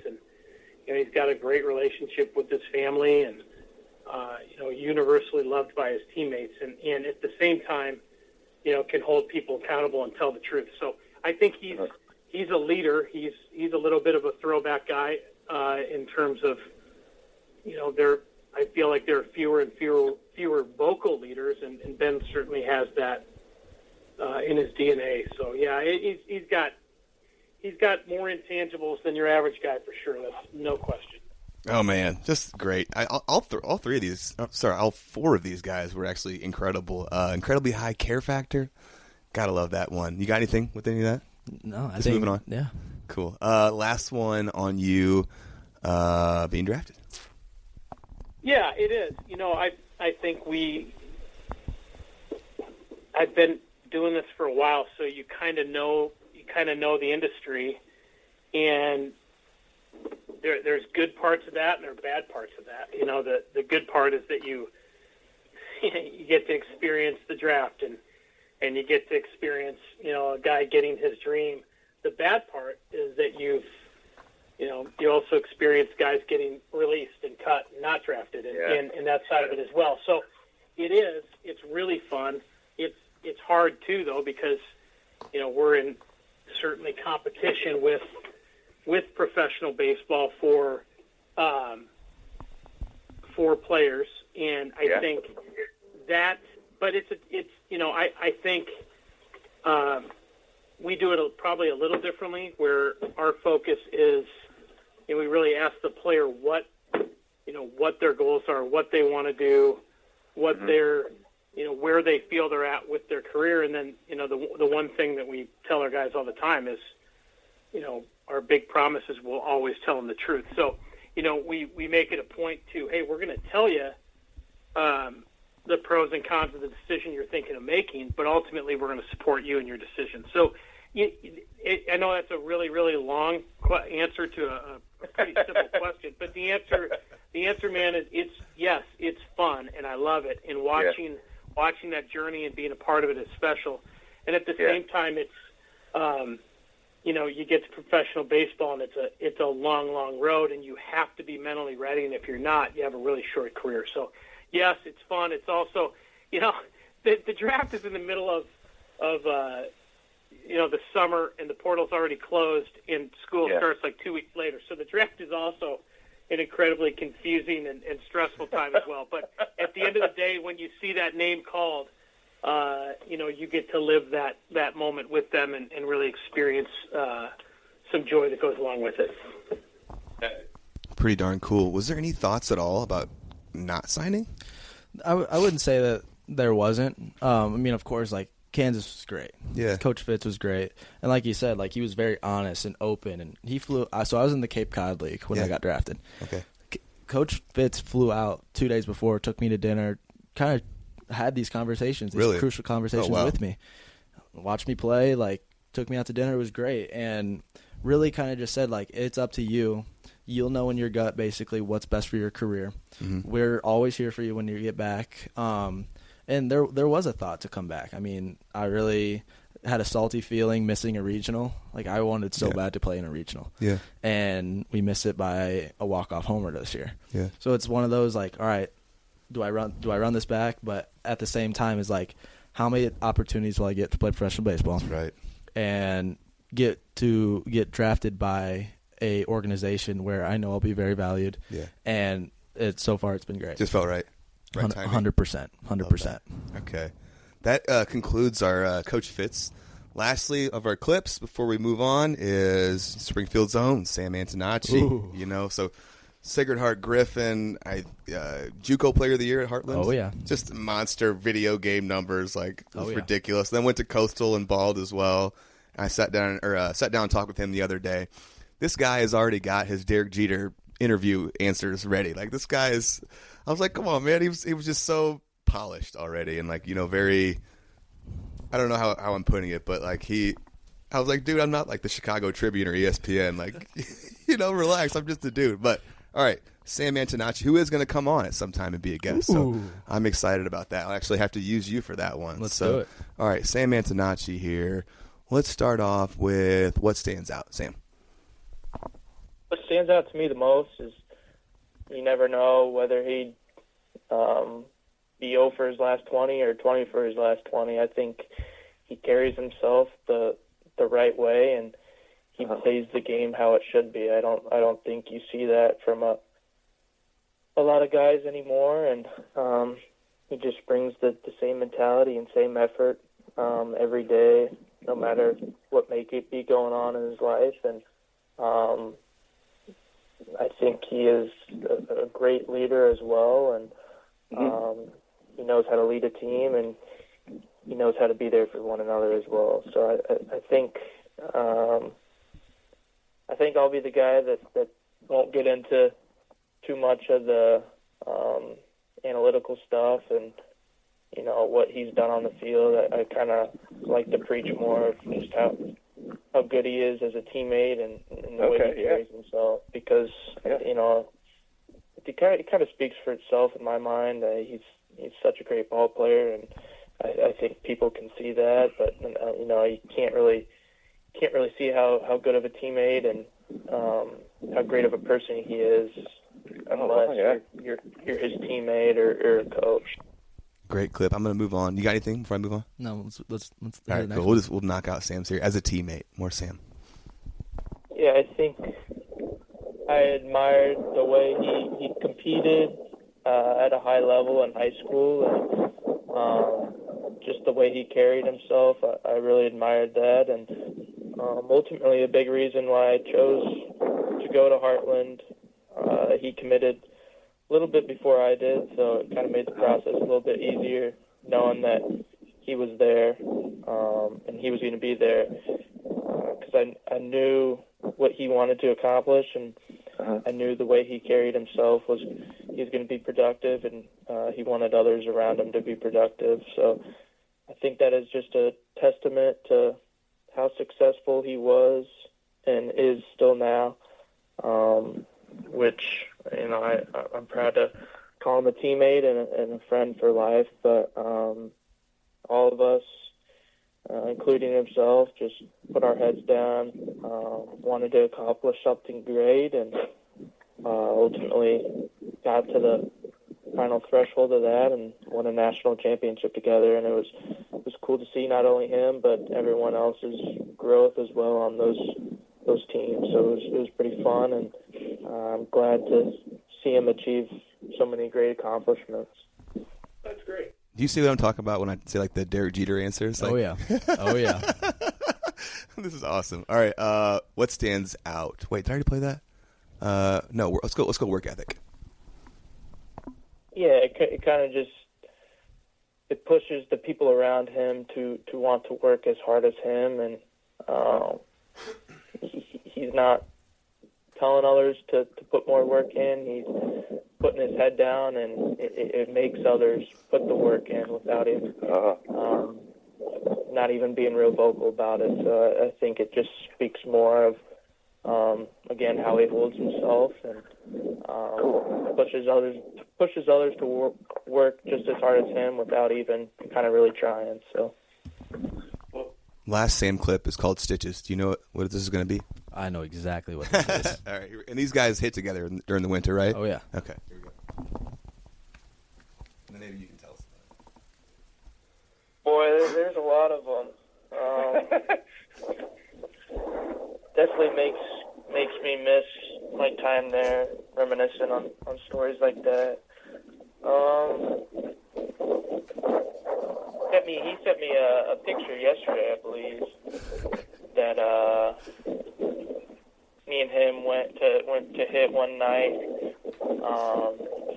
just messing around. I think it was like a Friday night or something, and we had hit for probably 1 or 2 hours, and I think it was he was done hitting, and I was on my last round, and it was I said one more. Usually it's not one more, but this time it was. we all know that, yeah. Yeah, this time it was, and I hit one right back up the middle. Probably my best swing of the day, and it ricocheted off the machine and hit him right in the eye and cut his eye open. And it's not really a funny story, but it's something we look back and laugh on now. Yeah. But yeah, we spent a little time in the hospital there, but getting stitched up. But So it can get a little dangerous hitting sometimes with you guys. Oh yeah, I'm still scared to feed him to this day. I think everyone that's played baseball probably has a story of getting dotted in the batting cage, something ricocheting off you or getting ate up. I got hit in the eye one time in college. It burned off half of my eyebrow. So like a whole semester I had like a quarter of an eyebrow. I looked ridiculous. But that's the game, right? Oh yeah. All right, cool, man. That was our Sam Antonacci clips. You got anything from Sam?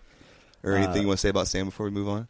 I just want to say that, like this podcast, we're talking about like my success. Like I think I give a huge testament to him during Heartland. Mm-hmm. I was probably more like the vocal leader, but he was the one that was the silent thing. These are how you do things my way. Yeah. Like he was that silent leader that led by example. Mm-hmm. And we spent some time in the hospital together, but I think that that's something we still joke about to this day. And like you said, we're friends for life. Yeah.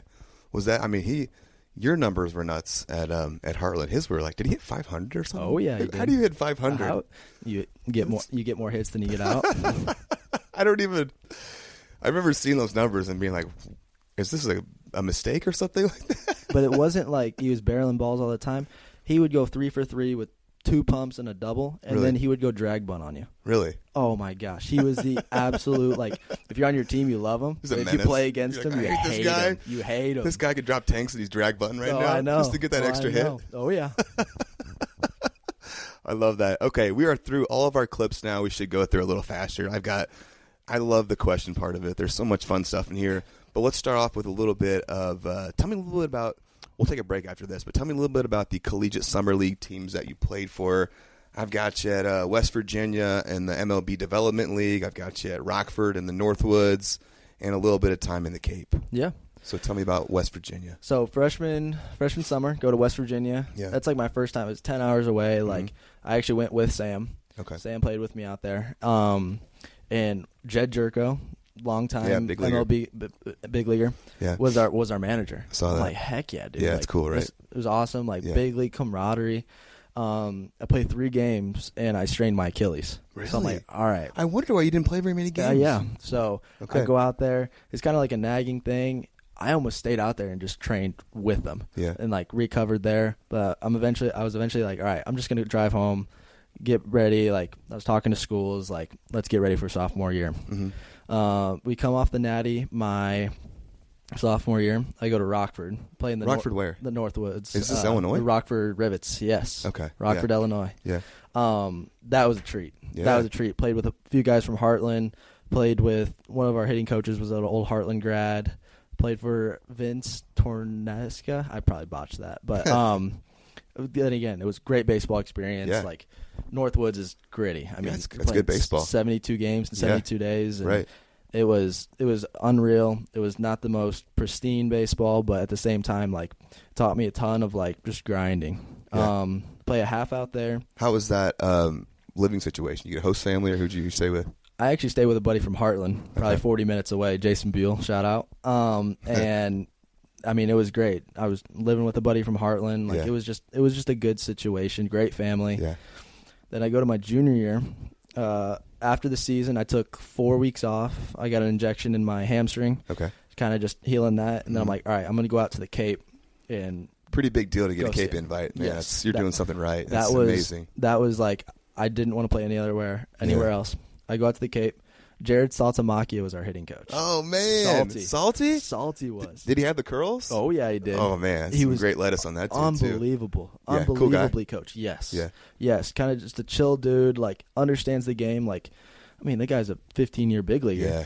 And he just goes up to the Cape just to coach us. And like that's the best part of giving back to the game. Of like, I learned as much as I could. I was only out there for about 2.5 weeks. Yeah. And then I got the call, but it was a great experience. So I mean, and that's a unique place too in terms of like you're not playing in like minor league fields. No. These are like fans along the sideline, right? It's a very intimate community feel, love right? It. There's 3,000 fans every game. Sitting in lawn chairs. Sitting in lawn chairs.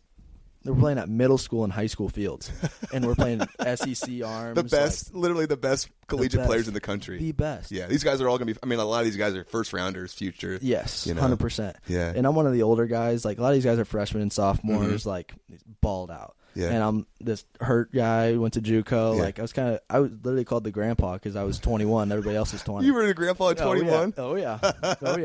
But that was the best experience to go out there and go show what I could do. So cool, man. You got to live a lot of baseball life already.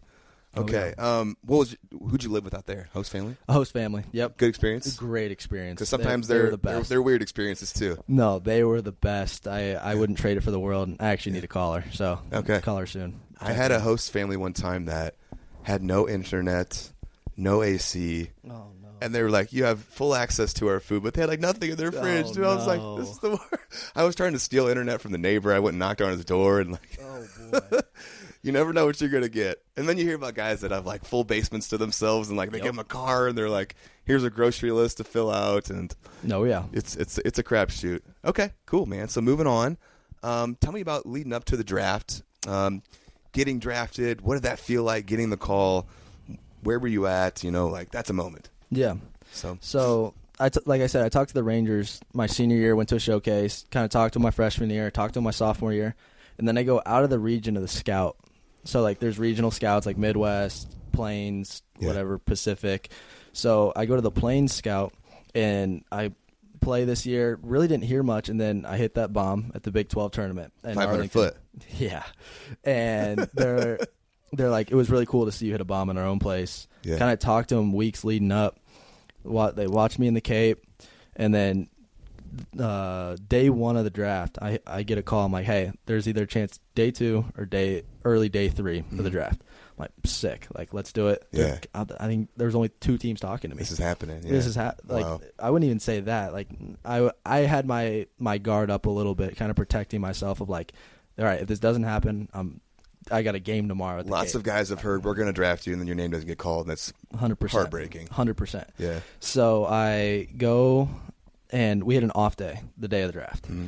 My family, it just happened to be this way. My family had like off from work. My girlfriend came out, my brother, my aunt, my grandparents.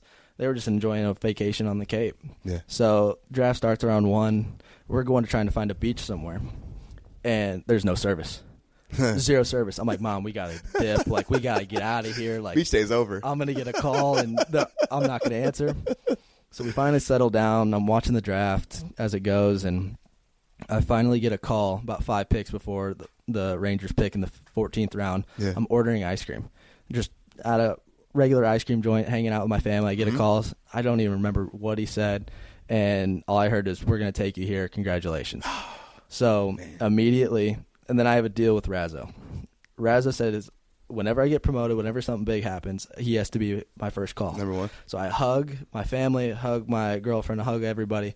Then they're like, "Where are you going?" I'm like, "I got to go call Raz. Like, he's got to know." Yeah. So I did that, and then that's when all the texts started coming in. It was just a surreal, like, it was like that moment where I'm like, all right, like, it was big. Yeah, it was all worth it. Everything you've done up until that point, right? Life is crazy. Yep. That's going to be a great point for us to pause here. We're going to take a little break, and then we will come right back. Sounds good. Cool. Okay, we are back here. And where we just left off was kind of the draft day feels of, this young man, getting the call, his future being set, getting that call that every little boy that grows up loving baseball wants to get. And I felt it too over here. I'd love to hear a little bit about was there any haggling at all in terms of like signing bonus or anything like that? Not really. No, Rangers were great. Rangers were great with it. Like, all I said, I wanted a specific number. Yeah. And I wanted school paid for. Yeah. I had 1 more year left, and beautiful. Finishing it now. Going to graduate in May. What's your major? It was business. I just didn't want to do a summer internship. Yeah. So I was like, all right, liberal arts and science. Just Sure. get a paper. Get that degree, baby. Oh yeah. Cool. Tell me about your first year in pro ball, man. It's really interesting when I look at these stats. I see, a little bit of time in A ball and then a short call up to AAA. Oh yeah. Oh man, like your first experience in pro ball. Let's hear about it. And I want to hear all about where you lived, the travel, all of it. But let's start with you're signed. Where do we go now? So I signed, and then I had a 19-hour trek back home from the Cape. Oh gosh. So I literally hang out that night, hang out with the family, like just a night to chill, and then went straight driving back, 19 hours back home. Whew. Got on a plane about 4 days later, went out to Arizona. Okay. They had like a mini draft camp. Yeah. So all the new draftees come out there. You get to meet everybody. How many other were you? There were 25, 20-round draft picks, and then 5 free agent signings. Okay, right. So 25 of us, and then another kid from Kansas signed with me, a pitcher. Oh, cool. You got free agent signed. But that was like the first, this is like happening. Mm-hmm. Like, I signed the paper a couple days later. Like, it was awesome. Like, really feel like that the Rangers organization just has my back. Oh, that's like great. They're great at developing. It's more like a family culture feel than I thought it was going to be. I thought it was going to be like super business, but it's great. So that's awesome, because I've heard the flip side of that, where some people weren't treated so well. Like Ryan Aper essentially felt like he was on the outside looking in from day one. Like, he was never treated well by the Marlins. So cool that you got into an organization that's doing things right. Yeah, and they're great. So I go out there, play a few like scrimmages, work out every day. Like, it's great, enjoying it. And I finally get the call up to low A. I was one of the first. I think there was 4 of us that called up to low A, and I'm like, all right, where's low A? I had no idea. Right. So our low A team just got disbanded. I played the last game in that ballpark. Kinston, North Carolina. Kinston, North Carolina. Yeah. So it was the Down East Wood Ducks. Yeah. The best way I can describe the city of Kinston is like Decatur. It literally felt like a Decatur feel. Okay. It felt like Like you could smell like the industry.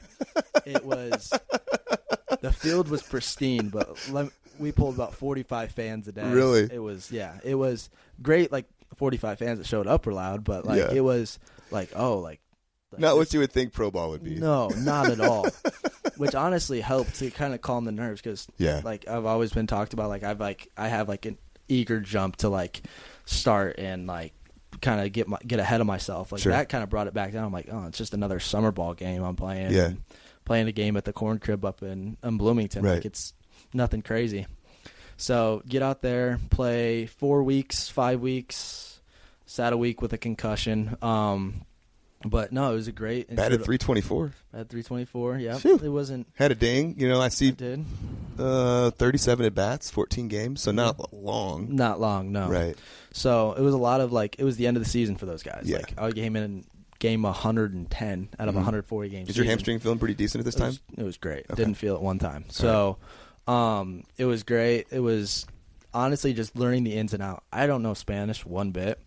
You're starting to learn it? Oh, yeah. You have to in pro ball, right? Pequeño, like a little bit. Yeah. So in the low A roster, there was about 6 Americans on that team. Really? The rest of them were all Latin. Yeah. So I'm like, all right. I got crossed up a few times behind the plate. Like a lot of these guys, like it's the language barrier is what probably surprised me most about pro ball. Like I didn't understand the difference of like, all right, now you really need to learn Spanish. Yeah. So I did that, went out there. And then after the season, we finished like first week of September. Great season, kind of wrapped up, and then we went out to Instructs for which is like a 3-week developmental league, like invite only. Like, so we go out there, and then we're going through a workout, and I get a call, and I'm like, "Hey, you're going to AAA." And the funniest story, it wasn't even supposed to be me. It was supposed to be another catcher. He just won the Natty at Tennessee. Okay.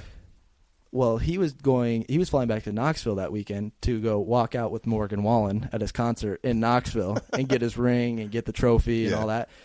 They're like, all right, Hartl, you're going to go. Like, you're like, me? Are you sure? Like, yeah. They're like, we're not going to make this kid. Like, I was supposed to be a bullpen catcher. So I go up there. I was locker mates with a guy I caught during COVID and from Bloomington. Wow. Reed Burlingmeyer. Man. Which is crazy. That I caught his first 97. Like I've been 4 years down the road. Now I'm teammates with this guy. So it's like a full circle moment. And I get up there. I'm playing with Matt Duffy. I don't know. Like he was a longtime big leaguer, former rookie of the year with the Giants. The guy's got 3,000 major league plate appearances, and I'm going to lunch with him like the next day. Yeah. I'm like, I was just in the Cape. Like, I was just in low A. Like, what am I doing? I was a boy playing with men. Yeah, these are grown men in AAA. Oh, yeah. Guys are FaceTiming their families, telling their kids good night before the game. And I'm still over here like, oh, shoot, I'm still in school. I got homework due tomorrow night. And it was just a full circle moment. But, yeah, AAA was great. Like, we went the week that we played, we were up in Tacoma, Washington, playing the Mariners. Yeah. And their whole roster had big league experience. Oh, man. There's not one guy on that roster that did not. Wow. So I'm like, my first at-bat was an old Dodgers reliever. I got pinch hit in the second to last game of the season. The guy's throwing 97, 99, sinkers down and in, cutters at 93. Right. Stuff you'd never seen before. No. What is this? So I'm pinch hitting. I take the first one. I had no intention of swinging. I throw my bat on the second one, get a knock. I'm like, all right, like, cool. Yeah. But like that wasn't supposed to happen. And then the last game of the season, it was a day game. I show up to the yard and I'm like, why am I batting third and playing first? Oh man. We had 4 guys get called up to the big league club that last day. Really? So I got to start at first base in AAA. That's awesome. Better mind you, that first year, that was like the first time I played first base at Kansas. And I'm like, all right, now I'm playing first base in AAA. AAA, right. It was just wild. Nuts. But hit a double, went 1 for 4 with a punch. But hey. 2 for 5 at the AAA? In AAA, yeah. So it was one of those moments that like I was just blessed to be there. Yeah. I was never nervous. I was never like, it's still the same game. But it was at the same point, I was just more like excited. Oh, so cool. Yeah. And you know what's something that no one can ever take away from you? A lot of pro guys measure themselves by what rung they got to, right? You're like, oh, you know, I I burned out in low A or I made it to double A. But like now you will forever in Baseball Reference be a triple A guy. Triple A experience. First year, you can always say I got. Even if like, I of course hope you go on to have a long professional career, make it to the big leagues. But you can always say like, I made it just below the just below. Yep. Oh yeah. Even if the optics are a little different. Yep. That's so cool. Where were you living at? So in Arizona, it's called the Rangers Village. Mm-hmm. So it's an apartment complex right across the street from the complex, free to the players. Like it's unbelievable. So then we go out to Kinston, North Carolina. Mm-hmm. They didn't let any of our players stay in that city. Mm-hmm. We had to drive from Greenville. Better mind you, I didn't have a car. Yeah. It was 45 minutes commute every day to the stadium. So it was like, all right, try and find a ride as best you can, kind of put it together, and then we go out to AAA, and it's Ubers and bus times, but they really take care of the living situation, the food. It's great. When you went to A, did you feel like you belonged, like, or was there any moments like, oh, everyone's really good here? Or, I felt like I belonged from the start. Awesome. Now, in the least cocky way, like I just felt like a lot of those guys in A ball are 16, 17, 18 years old, Latin. They don't know how to run a double cut. Like, it's pretty raw baseball. It's not very polished. Like, you go to college, like, everybody, like, it's a sprint. Right. Now this is a marathon where everybody's played 110 games straight. But, I think, actually, I'll share my best low A story is the second to last game of the season. We barely had enough arms for the last game. Mm-hmm. Like, we're just putting it together. We're in a 2-run ball game in the 10th. I'm sitting that game. And the manager says, Go get hot. And I can now say that I have a 0 ERA in professional baseball. Man, my man's got a 0 ERA and went to AAA in his first year. AAA was cool, but being able to pitch, I think that may trump it. I love that.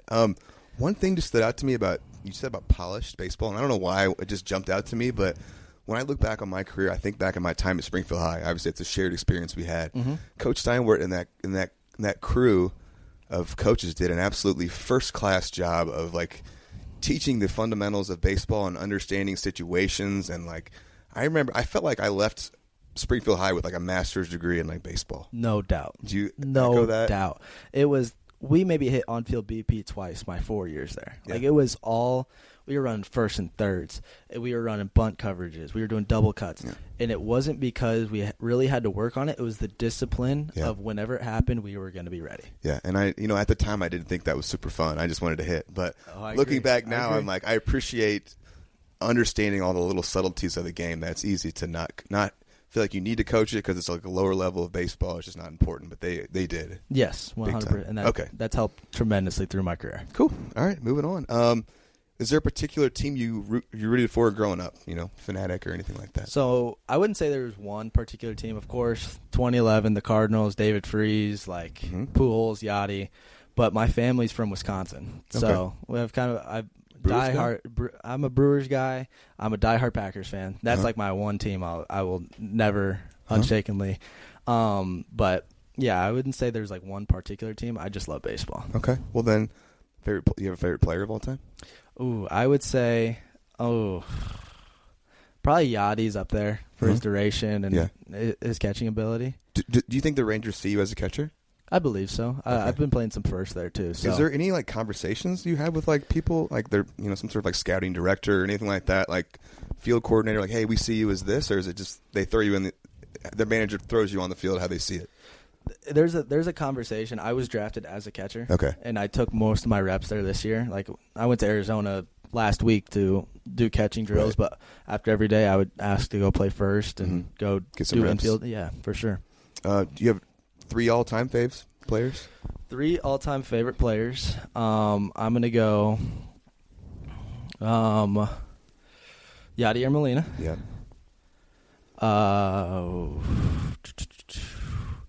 I love like Mookie Betts. Oh yeah, I love Mookie Betts. I love his swing. I love it. Yes, but also just who he is as a player. He's a winner. Yeah. And then Freddie Freeman. Freddie Freeman's just world top of the class. Like, yeah. That's interesting you talk about Mookie Betts too, because you're this utility guy, and Mookie Betts has shown this ability to play Gold Glove defense at all these different positions. Like, how do you go from being second base to shortstop to right field to center field to back to short. Like, it seems like every year he's got a new position. Yeah. No, and he's plug and play. It's pretty cool. They win. That's the big thing. Well said. I always ask this one: best baseball movie of all time and the worst. Best baseball movie. I'm going to tell you the worst one. Okay. There's something about this movie when I watched it, The Babe.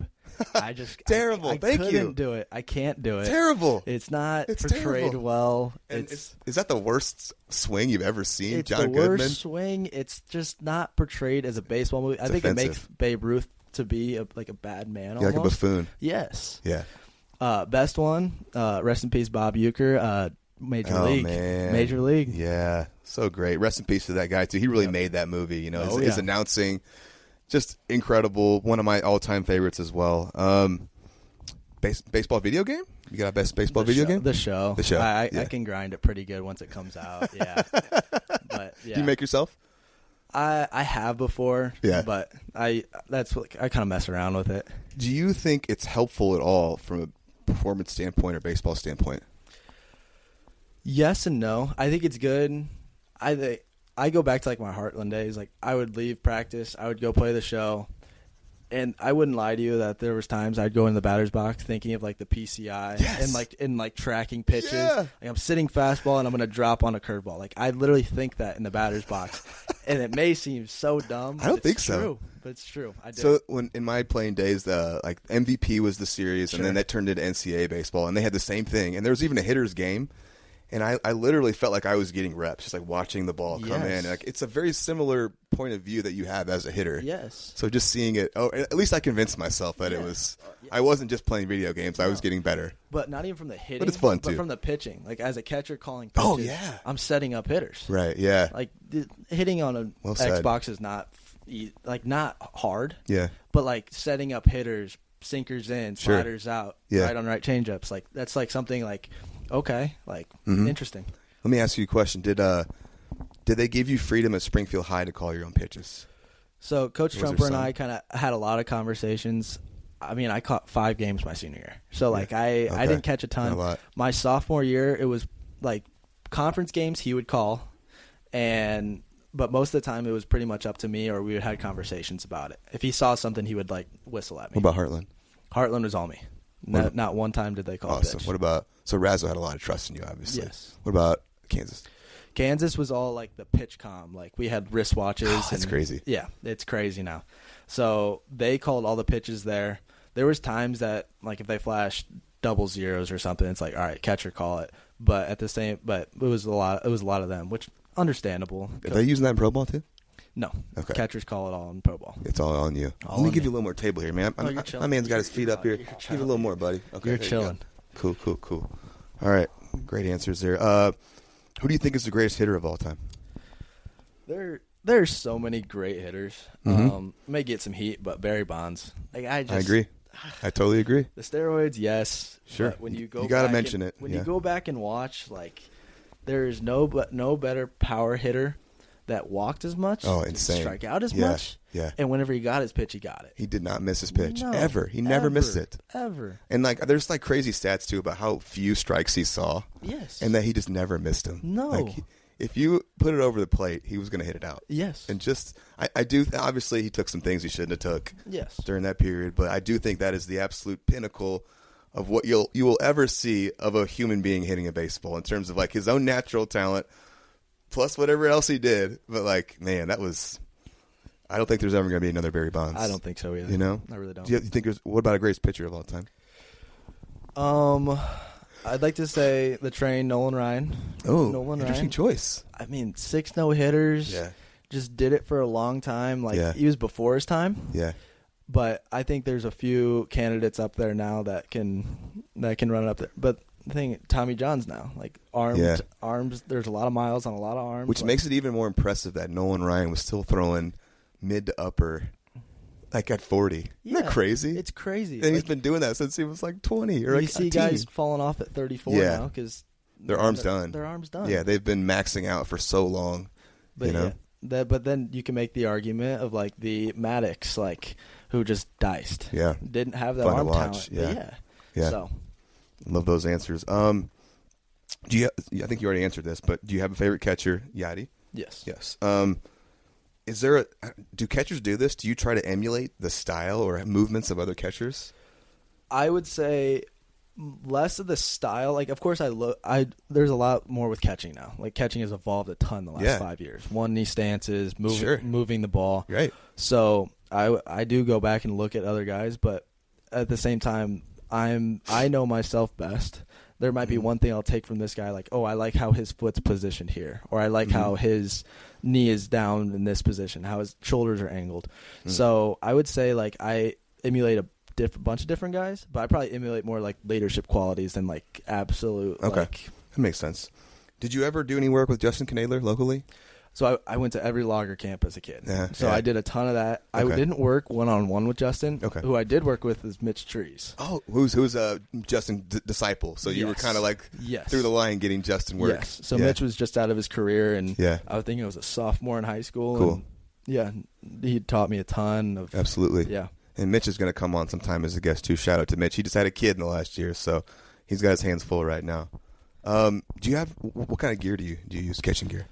Honestly, whatever's given to me. Whatever, you don't have like I have to be this. It's usually all-star. Like the Rangers have given me all-star gear, and I love it. Okay. I love it. How many gloves do you own? Oh boy, just crazy. That I'm not.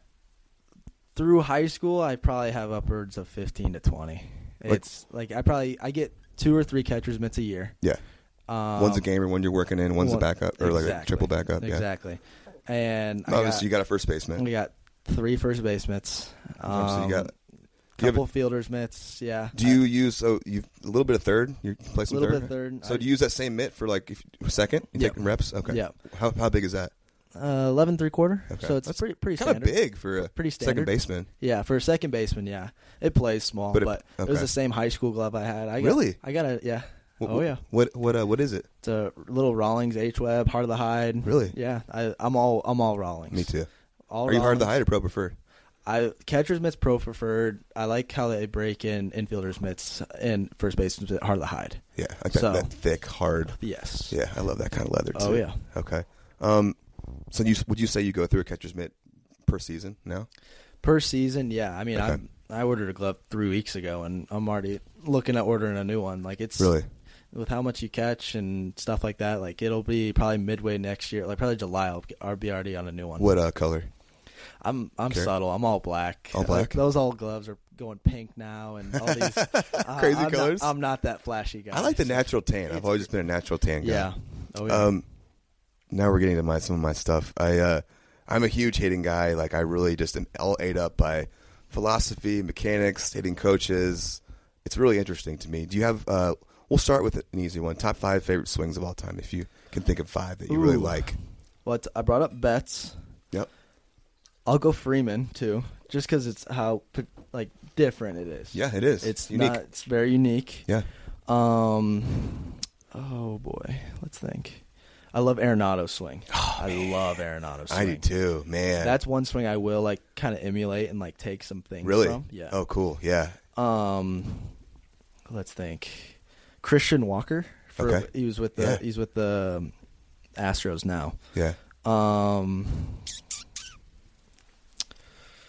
And Will Smith, catcher with the. Oh. Yeah. I like that. Just kind of subtle. Yeah.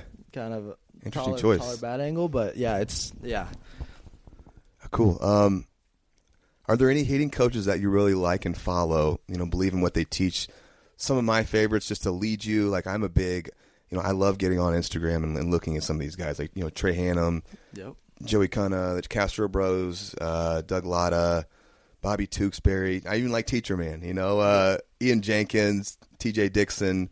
Some of these guys. Do you follow any of these? Is this interesting to you, or how do you? So I've talked with Trey a little bit. I was supposed to work with him a little. You're going to go up there? Season, okay. Stuff kind of fell through.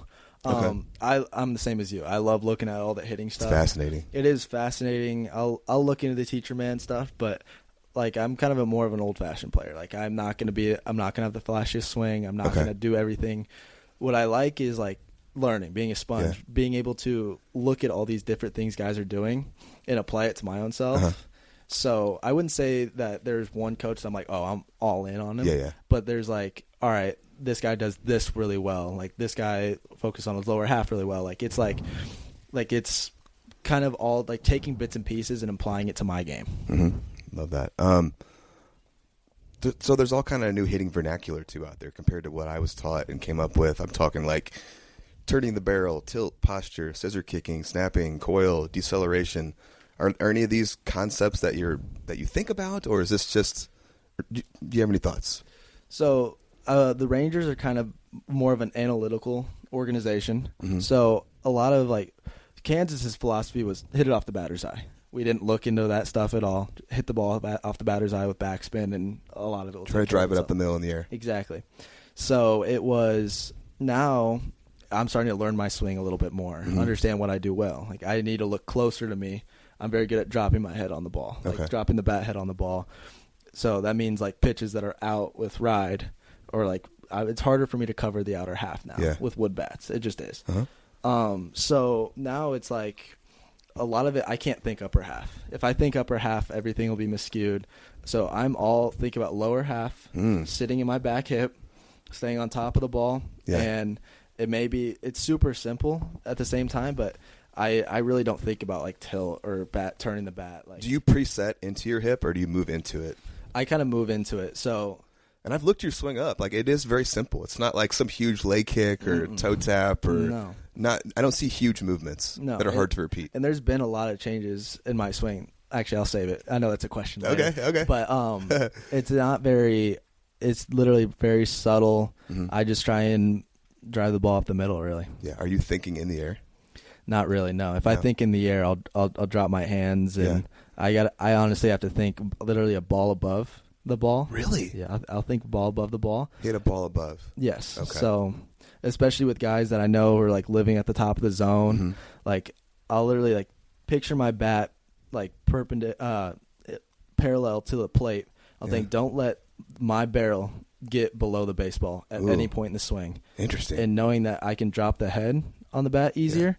That I can use that as leverage. So that's your feel that gets you right. Yes. Oh yeah, I love that, dude. That's awesome. Awesome. Were there any local guys, or are there any local guys here that you look to for hitting stuff? I've seen you, out at, some video sessions with you and Sam. Are you guys just bouncing ideas back and forth, or is there anyone here that you're working with? There's a lot of guys that we're working with. I mean, I'm all about like I'll go up to Heartland and go hit a couple times a week. Like Baylor Fish is great up there.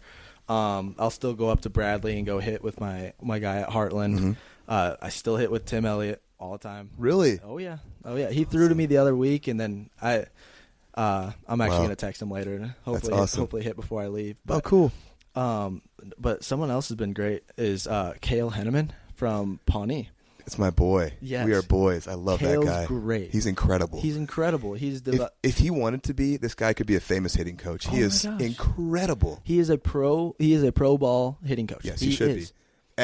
But he's at Pawnee. He came back. This guy was he was a D1 baseball player. He did a little coaching in D1 at Belmont, and they decided it wasn't for him. And he kind of came home, and now he's doing high school stuff. But he's so high level. He's incredible. So high level. Sam and I will drive over there 2, 3, 4 times a week, and he'll put us through a hitting workout, and he will make us fail. Really? Make us fail. He's got these like soft, like spongy baseballs, and he'll turn up the machine. He'll make it ride, sink, cut, all this, and we're getting like basically at bats out of going up there, and I feel so much better. And so he has been great. How'd you get hooked up with Cale? So Cale's youngest brother Connor is my age. At IC. At IC, yes. Right. So we all hit together. We all bounce ideas off each other, and then. And he went up and worked with Trey. We did, and it was huge for his swing. Huge, yes. Yeah. So it's cool to see. Get up there next winter, dude. I know. I will. Yeah. I know. So it's cool because Connor and I have polar opposite swings. Like he thinks finish behind the ball. I think finish on top of it. Okay. So it's like we bounce those ideas. Like there's no cookie cutter way to do this. There's not. So yeah, it's great. I had no idea you were working with Cale. Oh, it's great. He's gonna be a guest. Him and I talk baseball all the time. Like he literally sent me videos this morning of some guy he's working with. He's like, "What do you see?" We send stuff back and forth. Love it. He's so high level. Like love it. At one point, I felt like we were kind of like similar in what we knew, and now I'm like, I ask him, I'm like, "What do you think of this?" Like he is just so smart. I mean, I know he wants to be here, but he like you said, he could be a pro level hitting coach. 100%. 100%. So shout out to Cale Henneman. That is the absolute dude. I got a lot of love for him, man. It's like a little brother to me. I think I know the answer. Any swings that you try to emulate? You said Arenado to some degree? Arenado to some degree, yeah. Okay. I love how he finishes. He stays on off speed. He refuses to get off the ball. He does. Just sticks his head in. Yes. Man. Yeah.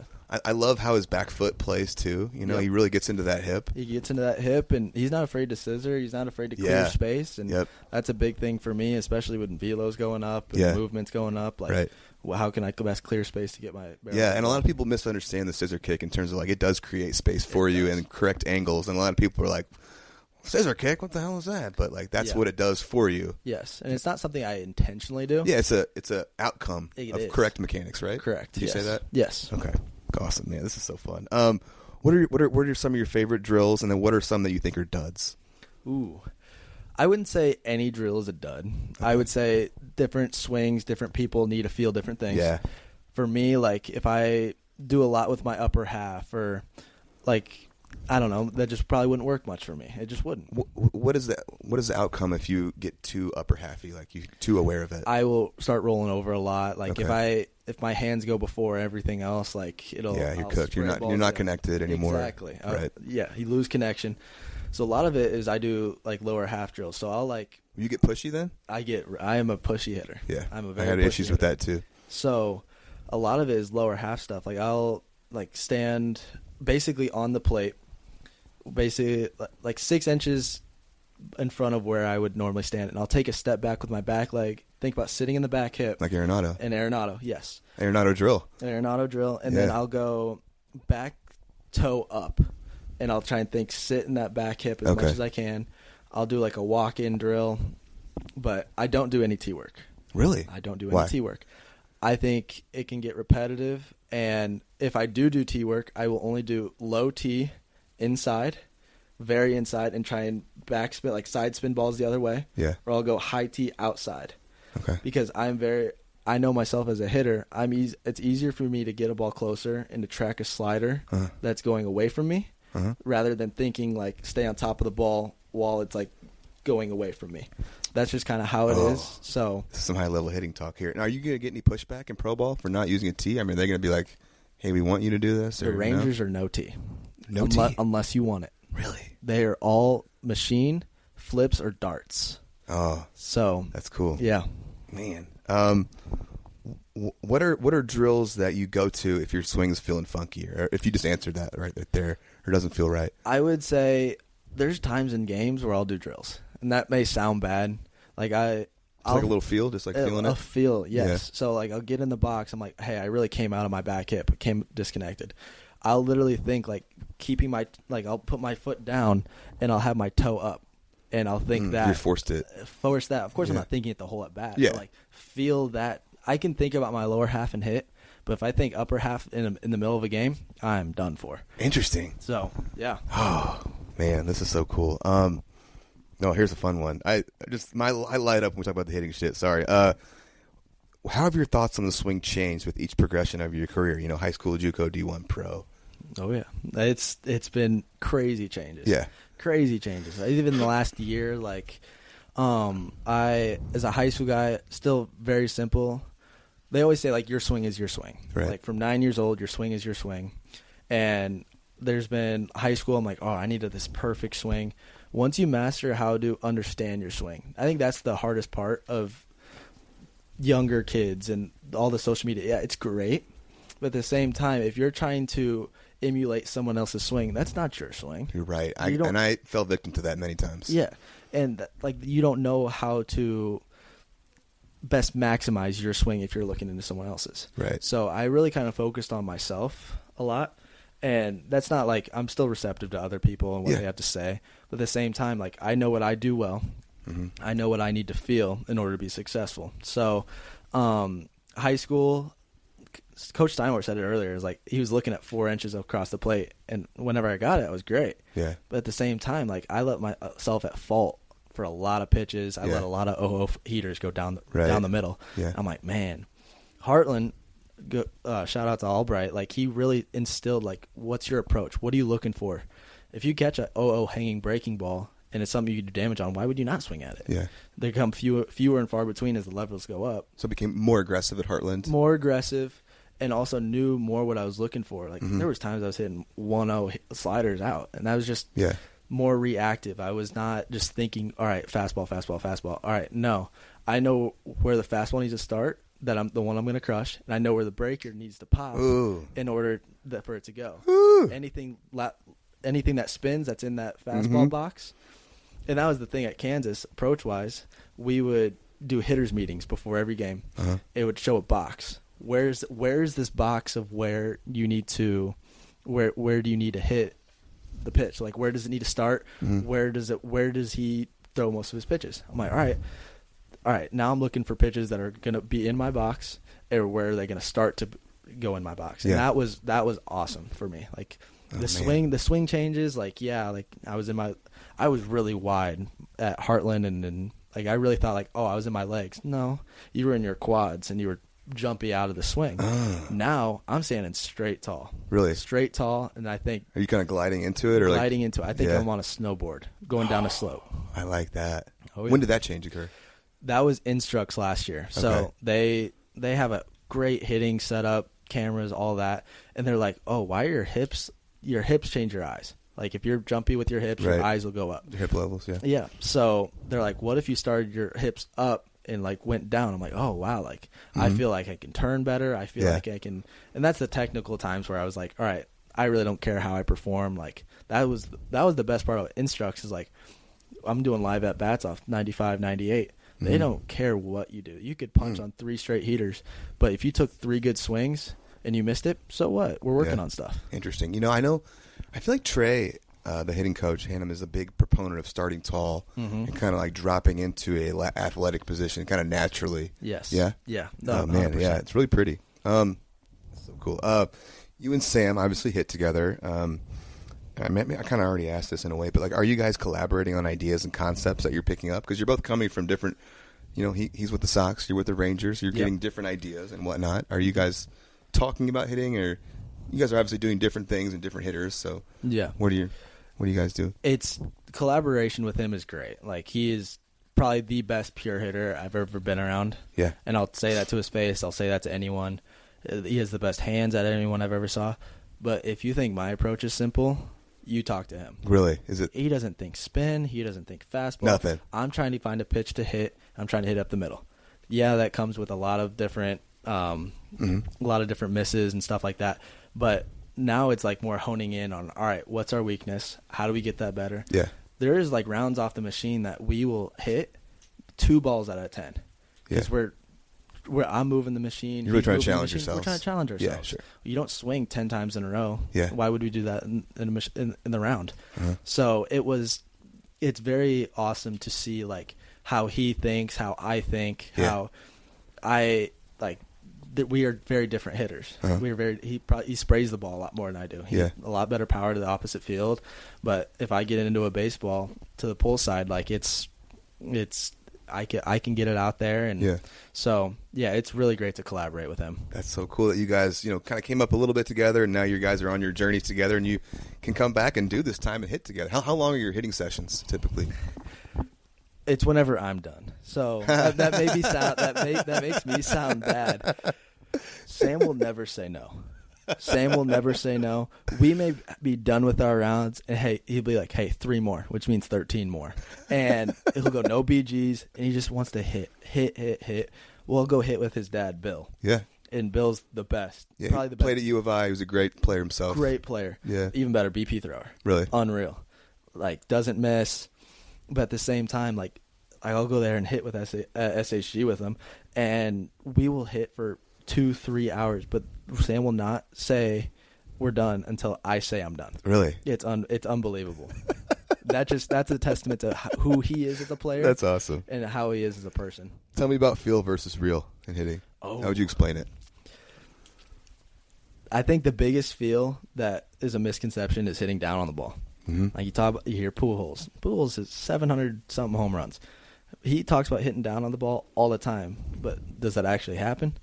I think that's the same thing for me of like, if I start thinking up, I'm toast. Right. I can't barrel up balls that way. Yeah. So I really have to think like feel hitting down and the reel is level. Right. So I think there's a lot of that in the physical swing and also just the mental side of it. Mm-hmm. I need to feel this. I need to feel for me, I need to feel slow in the box, knowing my body will speed up. Yeah. So, yeah. Well said. I always like asking this question and I'm glad you brought up Pujols too, because there's some interesting footage. The first half of there's a video of early in Pujols' career of him like showing someone some stuff about hitting, and he's really talking about hitting down and knob to the ball and getting your hands out in front. Not the way he hits at all. Like it's Not completely not. But then towards the end of his career, when he's with the Angels, there's some video of him working with some younger guys, and he's totally different. He's talking about, creating early bat speed and getting behind himself and working underneath the ball and like what his mechanics were actually doing. But what always baffled me is like, and it makes my head hurt, is like probably one of the first half of his career, one of the greatest hitters of all time, right? Mm-hmm. And he did that thinking that he was hitting down, that he was knobbing, to the ball, that he was handsy. Yeah. And that created this swing in him. So sometimes what I'm saying is a feel, what you think you're doing is not always what you're doing, actually. And you need to create sometimes elaborated feels to create a correct feel in a way. Yep. That makes sense? Oh, yeah. All right, cool. All right, tell me about your approach now at the plate. I kind of talked to a little bit about it earlier of like, my approach when I was in indie ball, and ended up being like I would be like, okay, I am going to be very aggressive on middle away for these two pitches, and I would spit on the inside or I would flip it. I'm aggressive inside. What is your approach now as a pro baseball player? So with scouting reports and everything now, like what the pitcher's throwing, mm-hmm. what's his strengths, what he normally throws. So I think it kind of evolved. And this is where we're going to leave part 1. Stick around for part 2.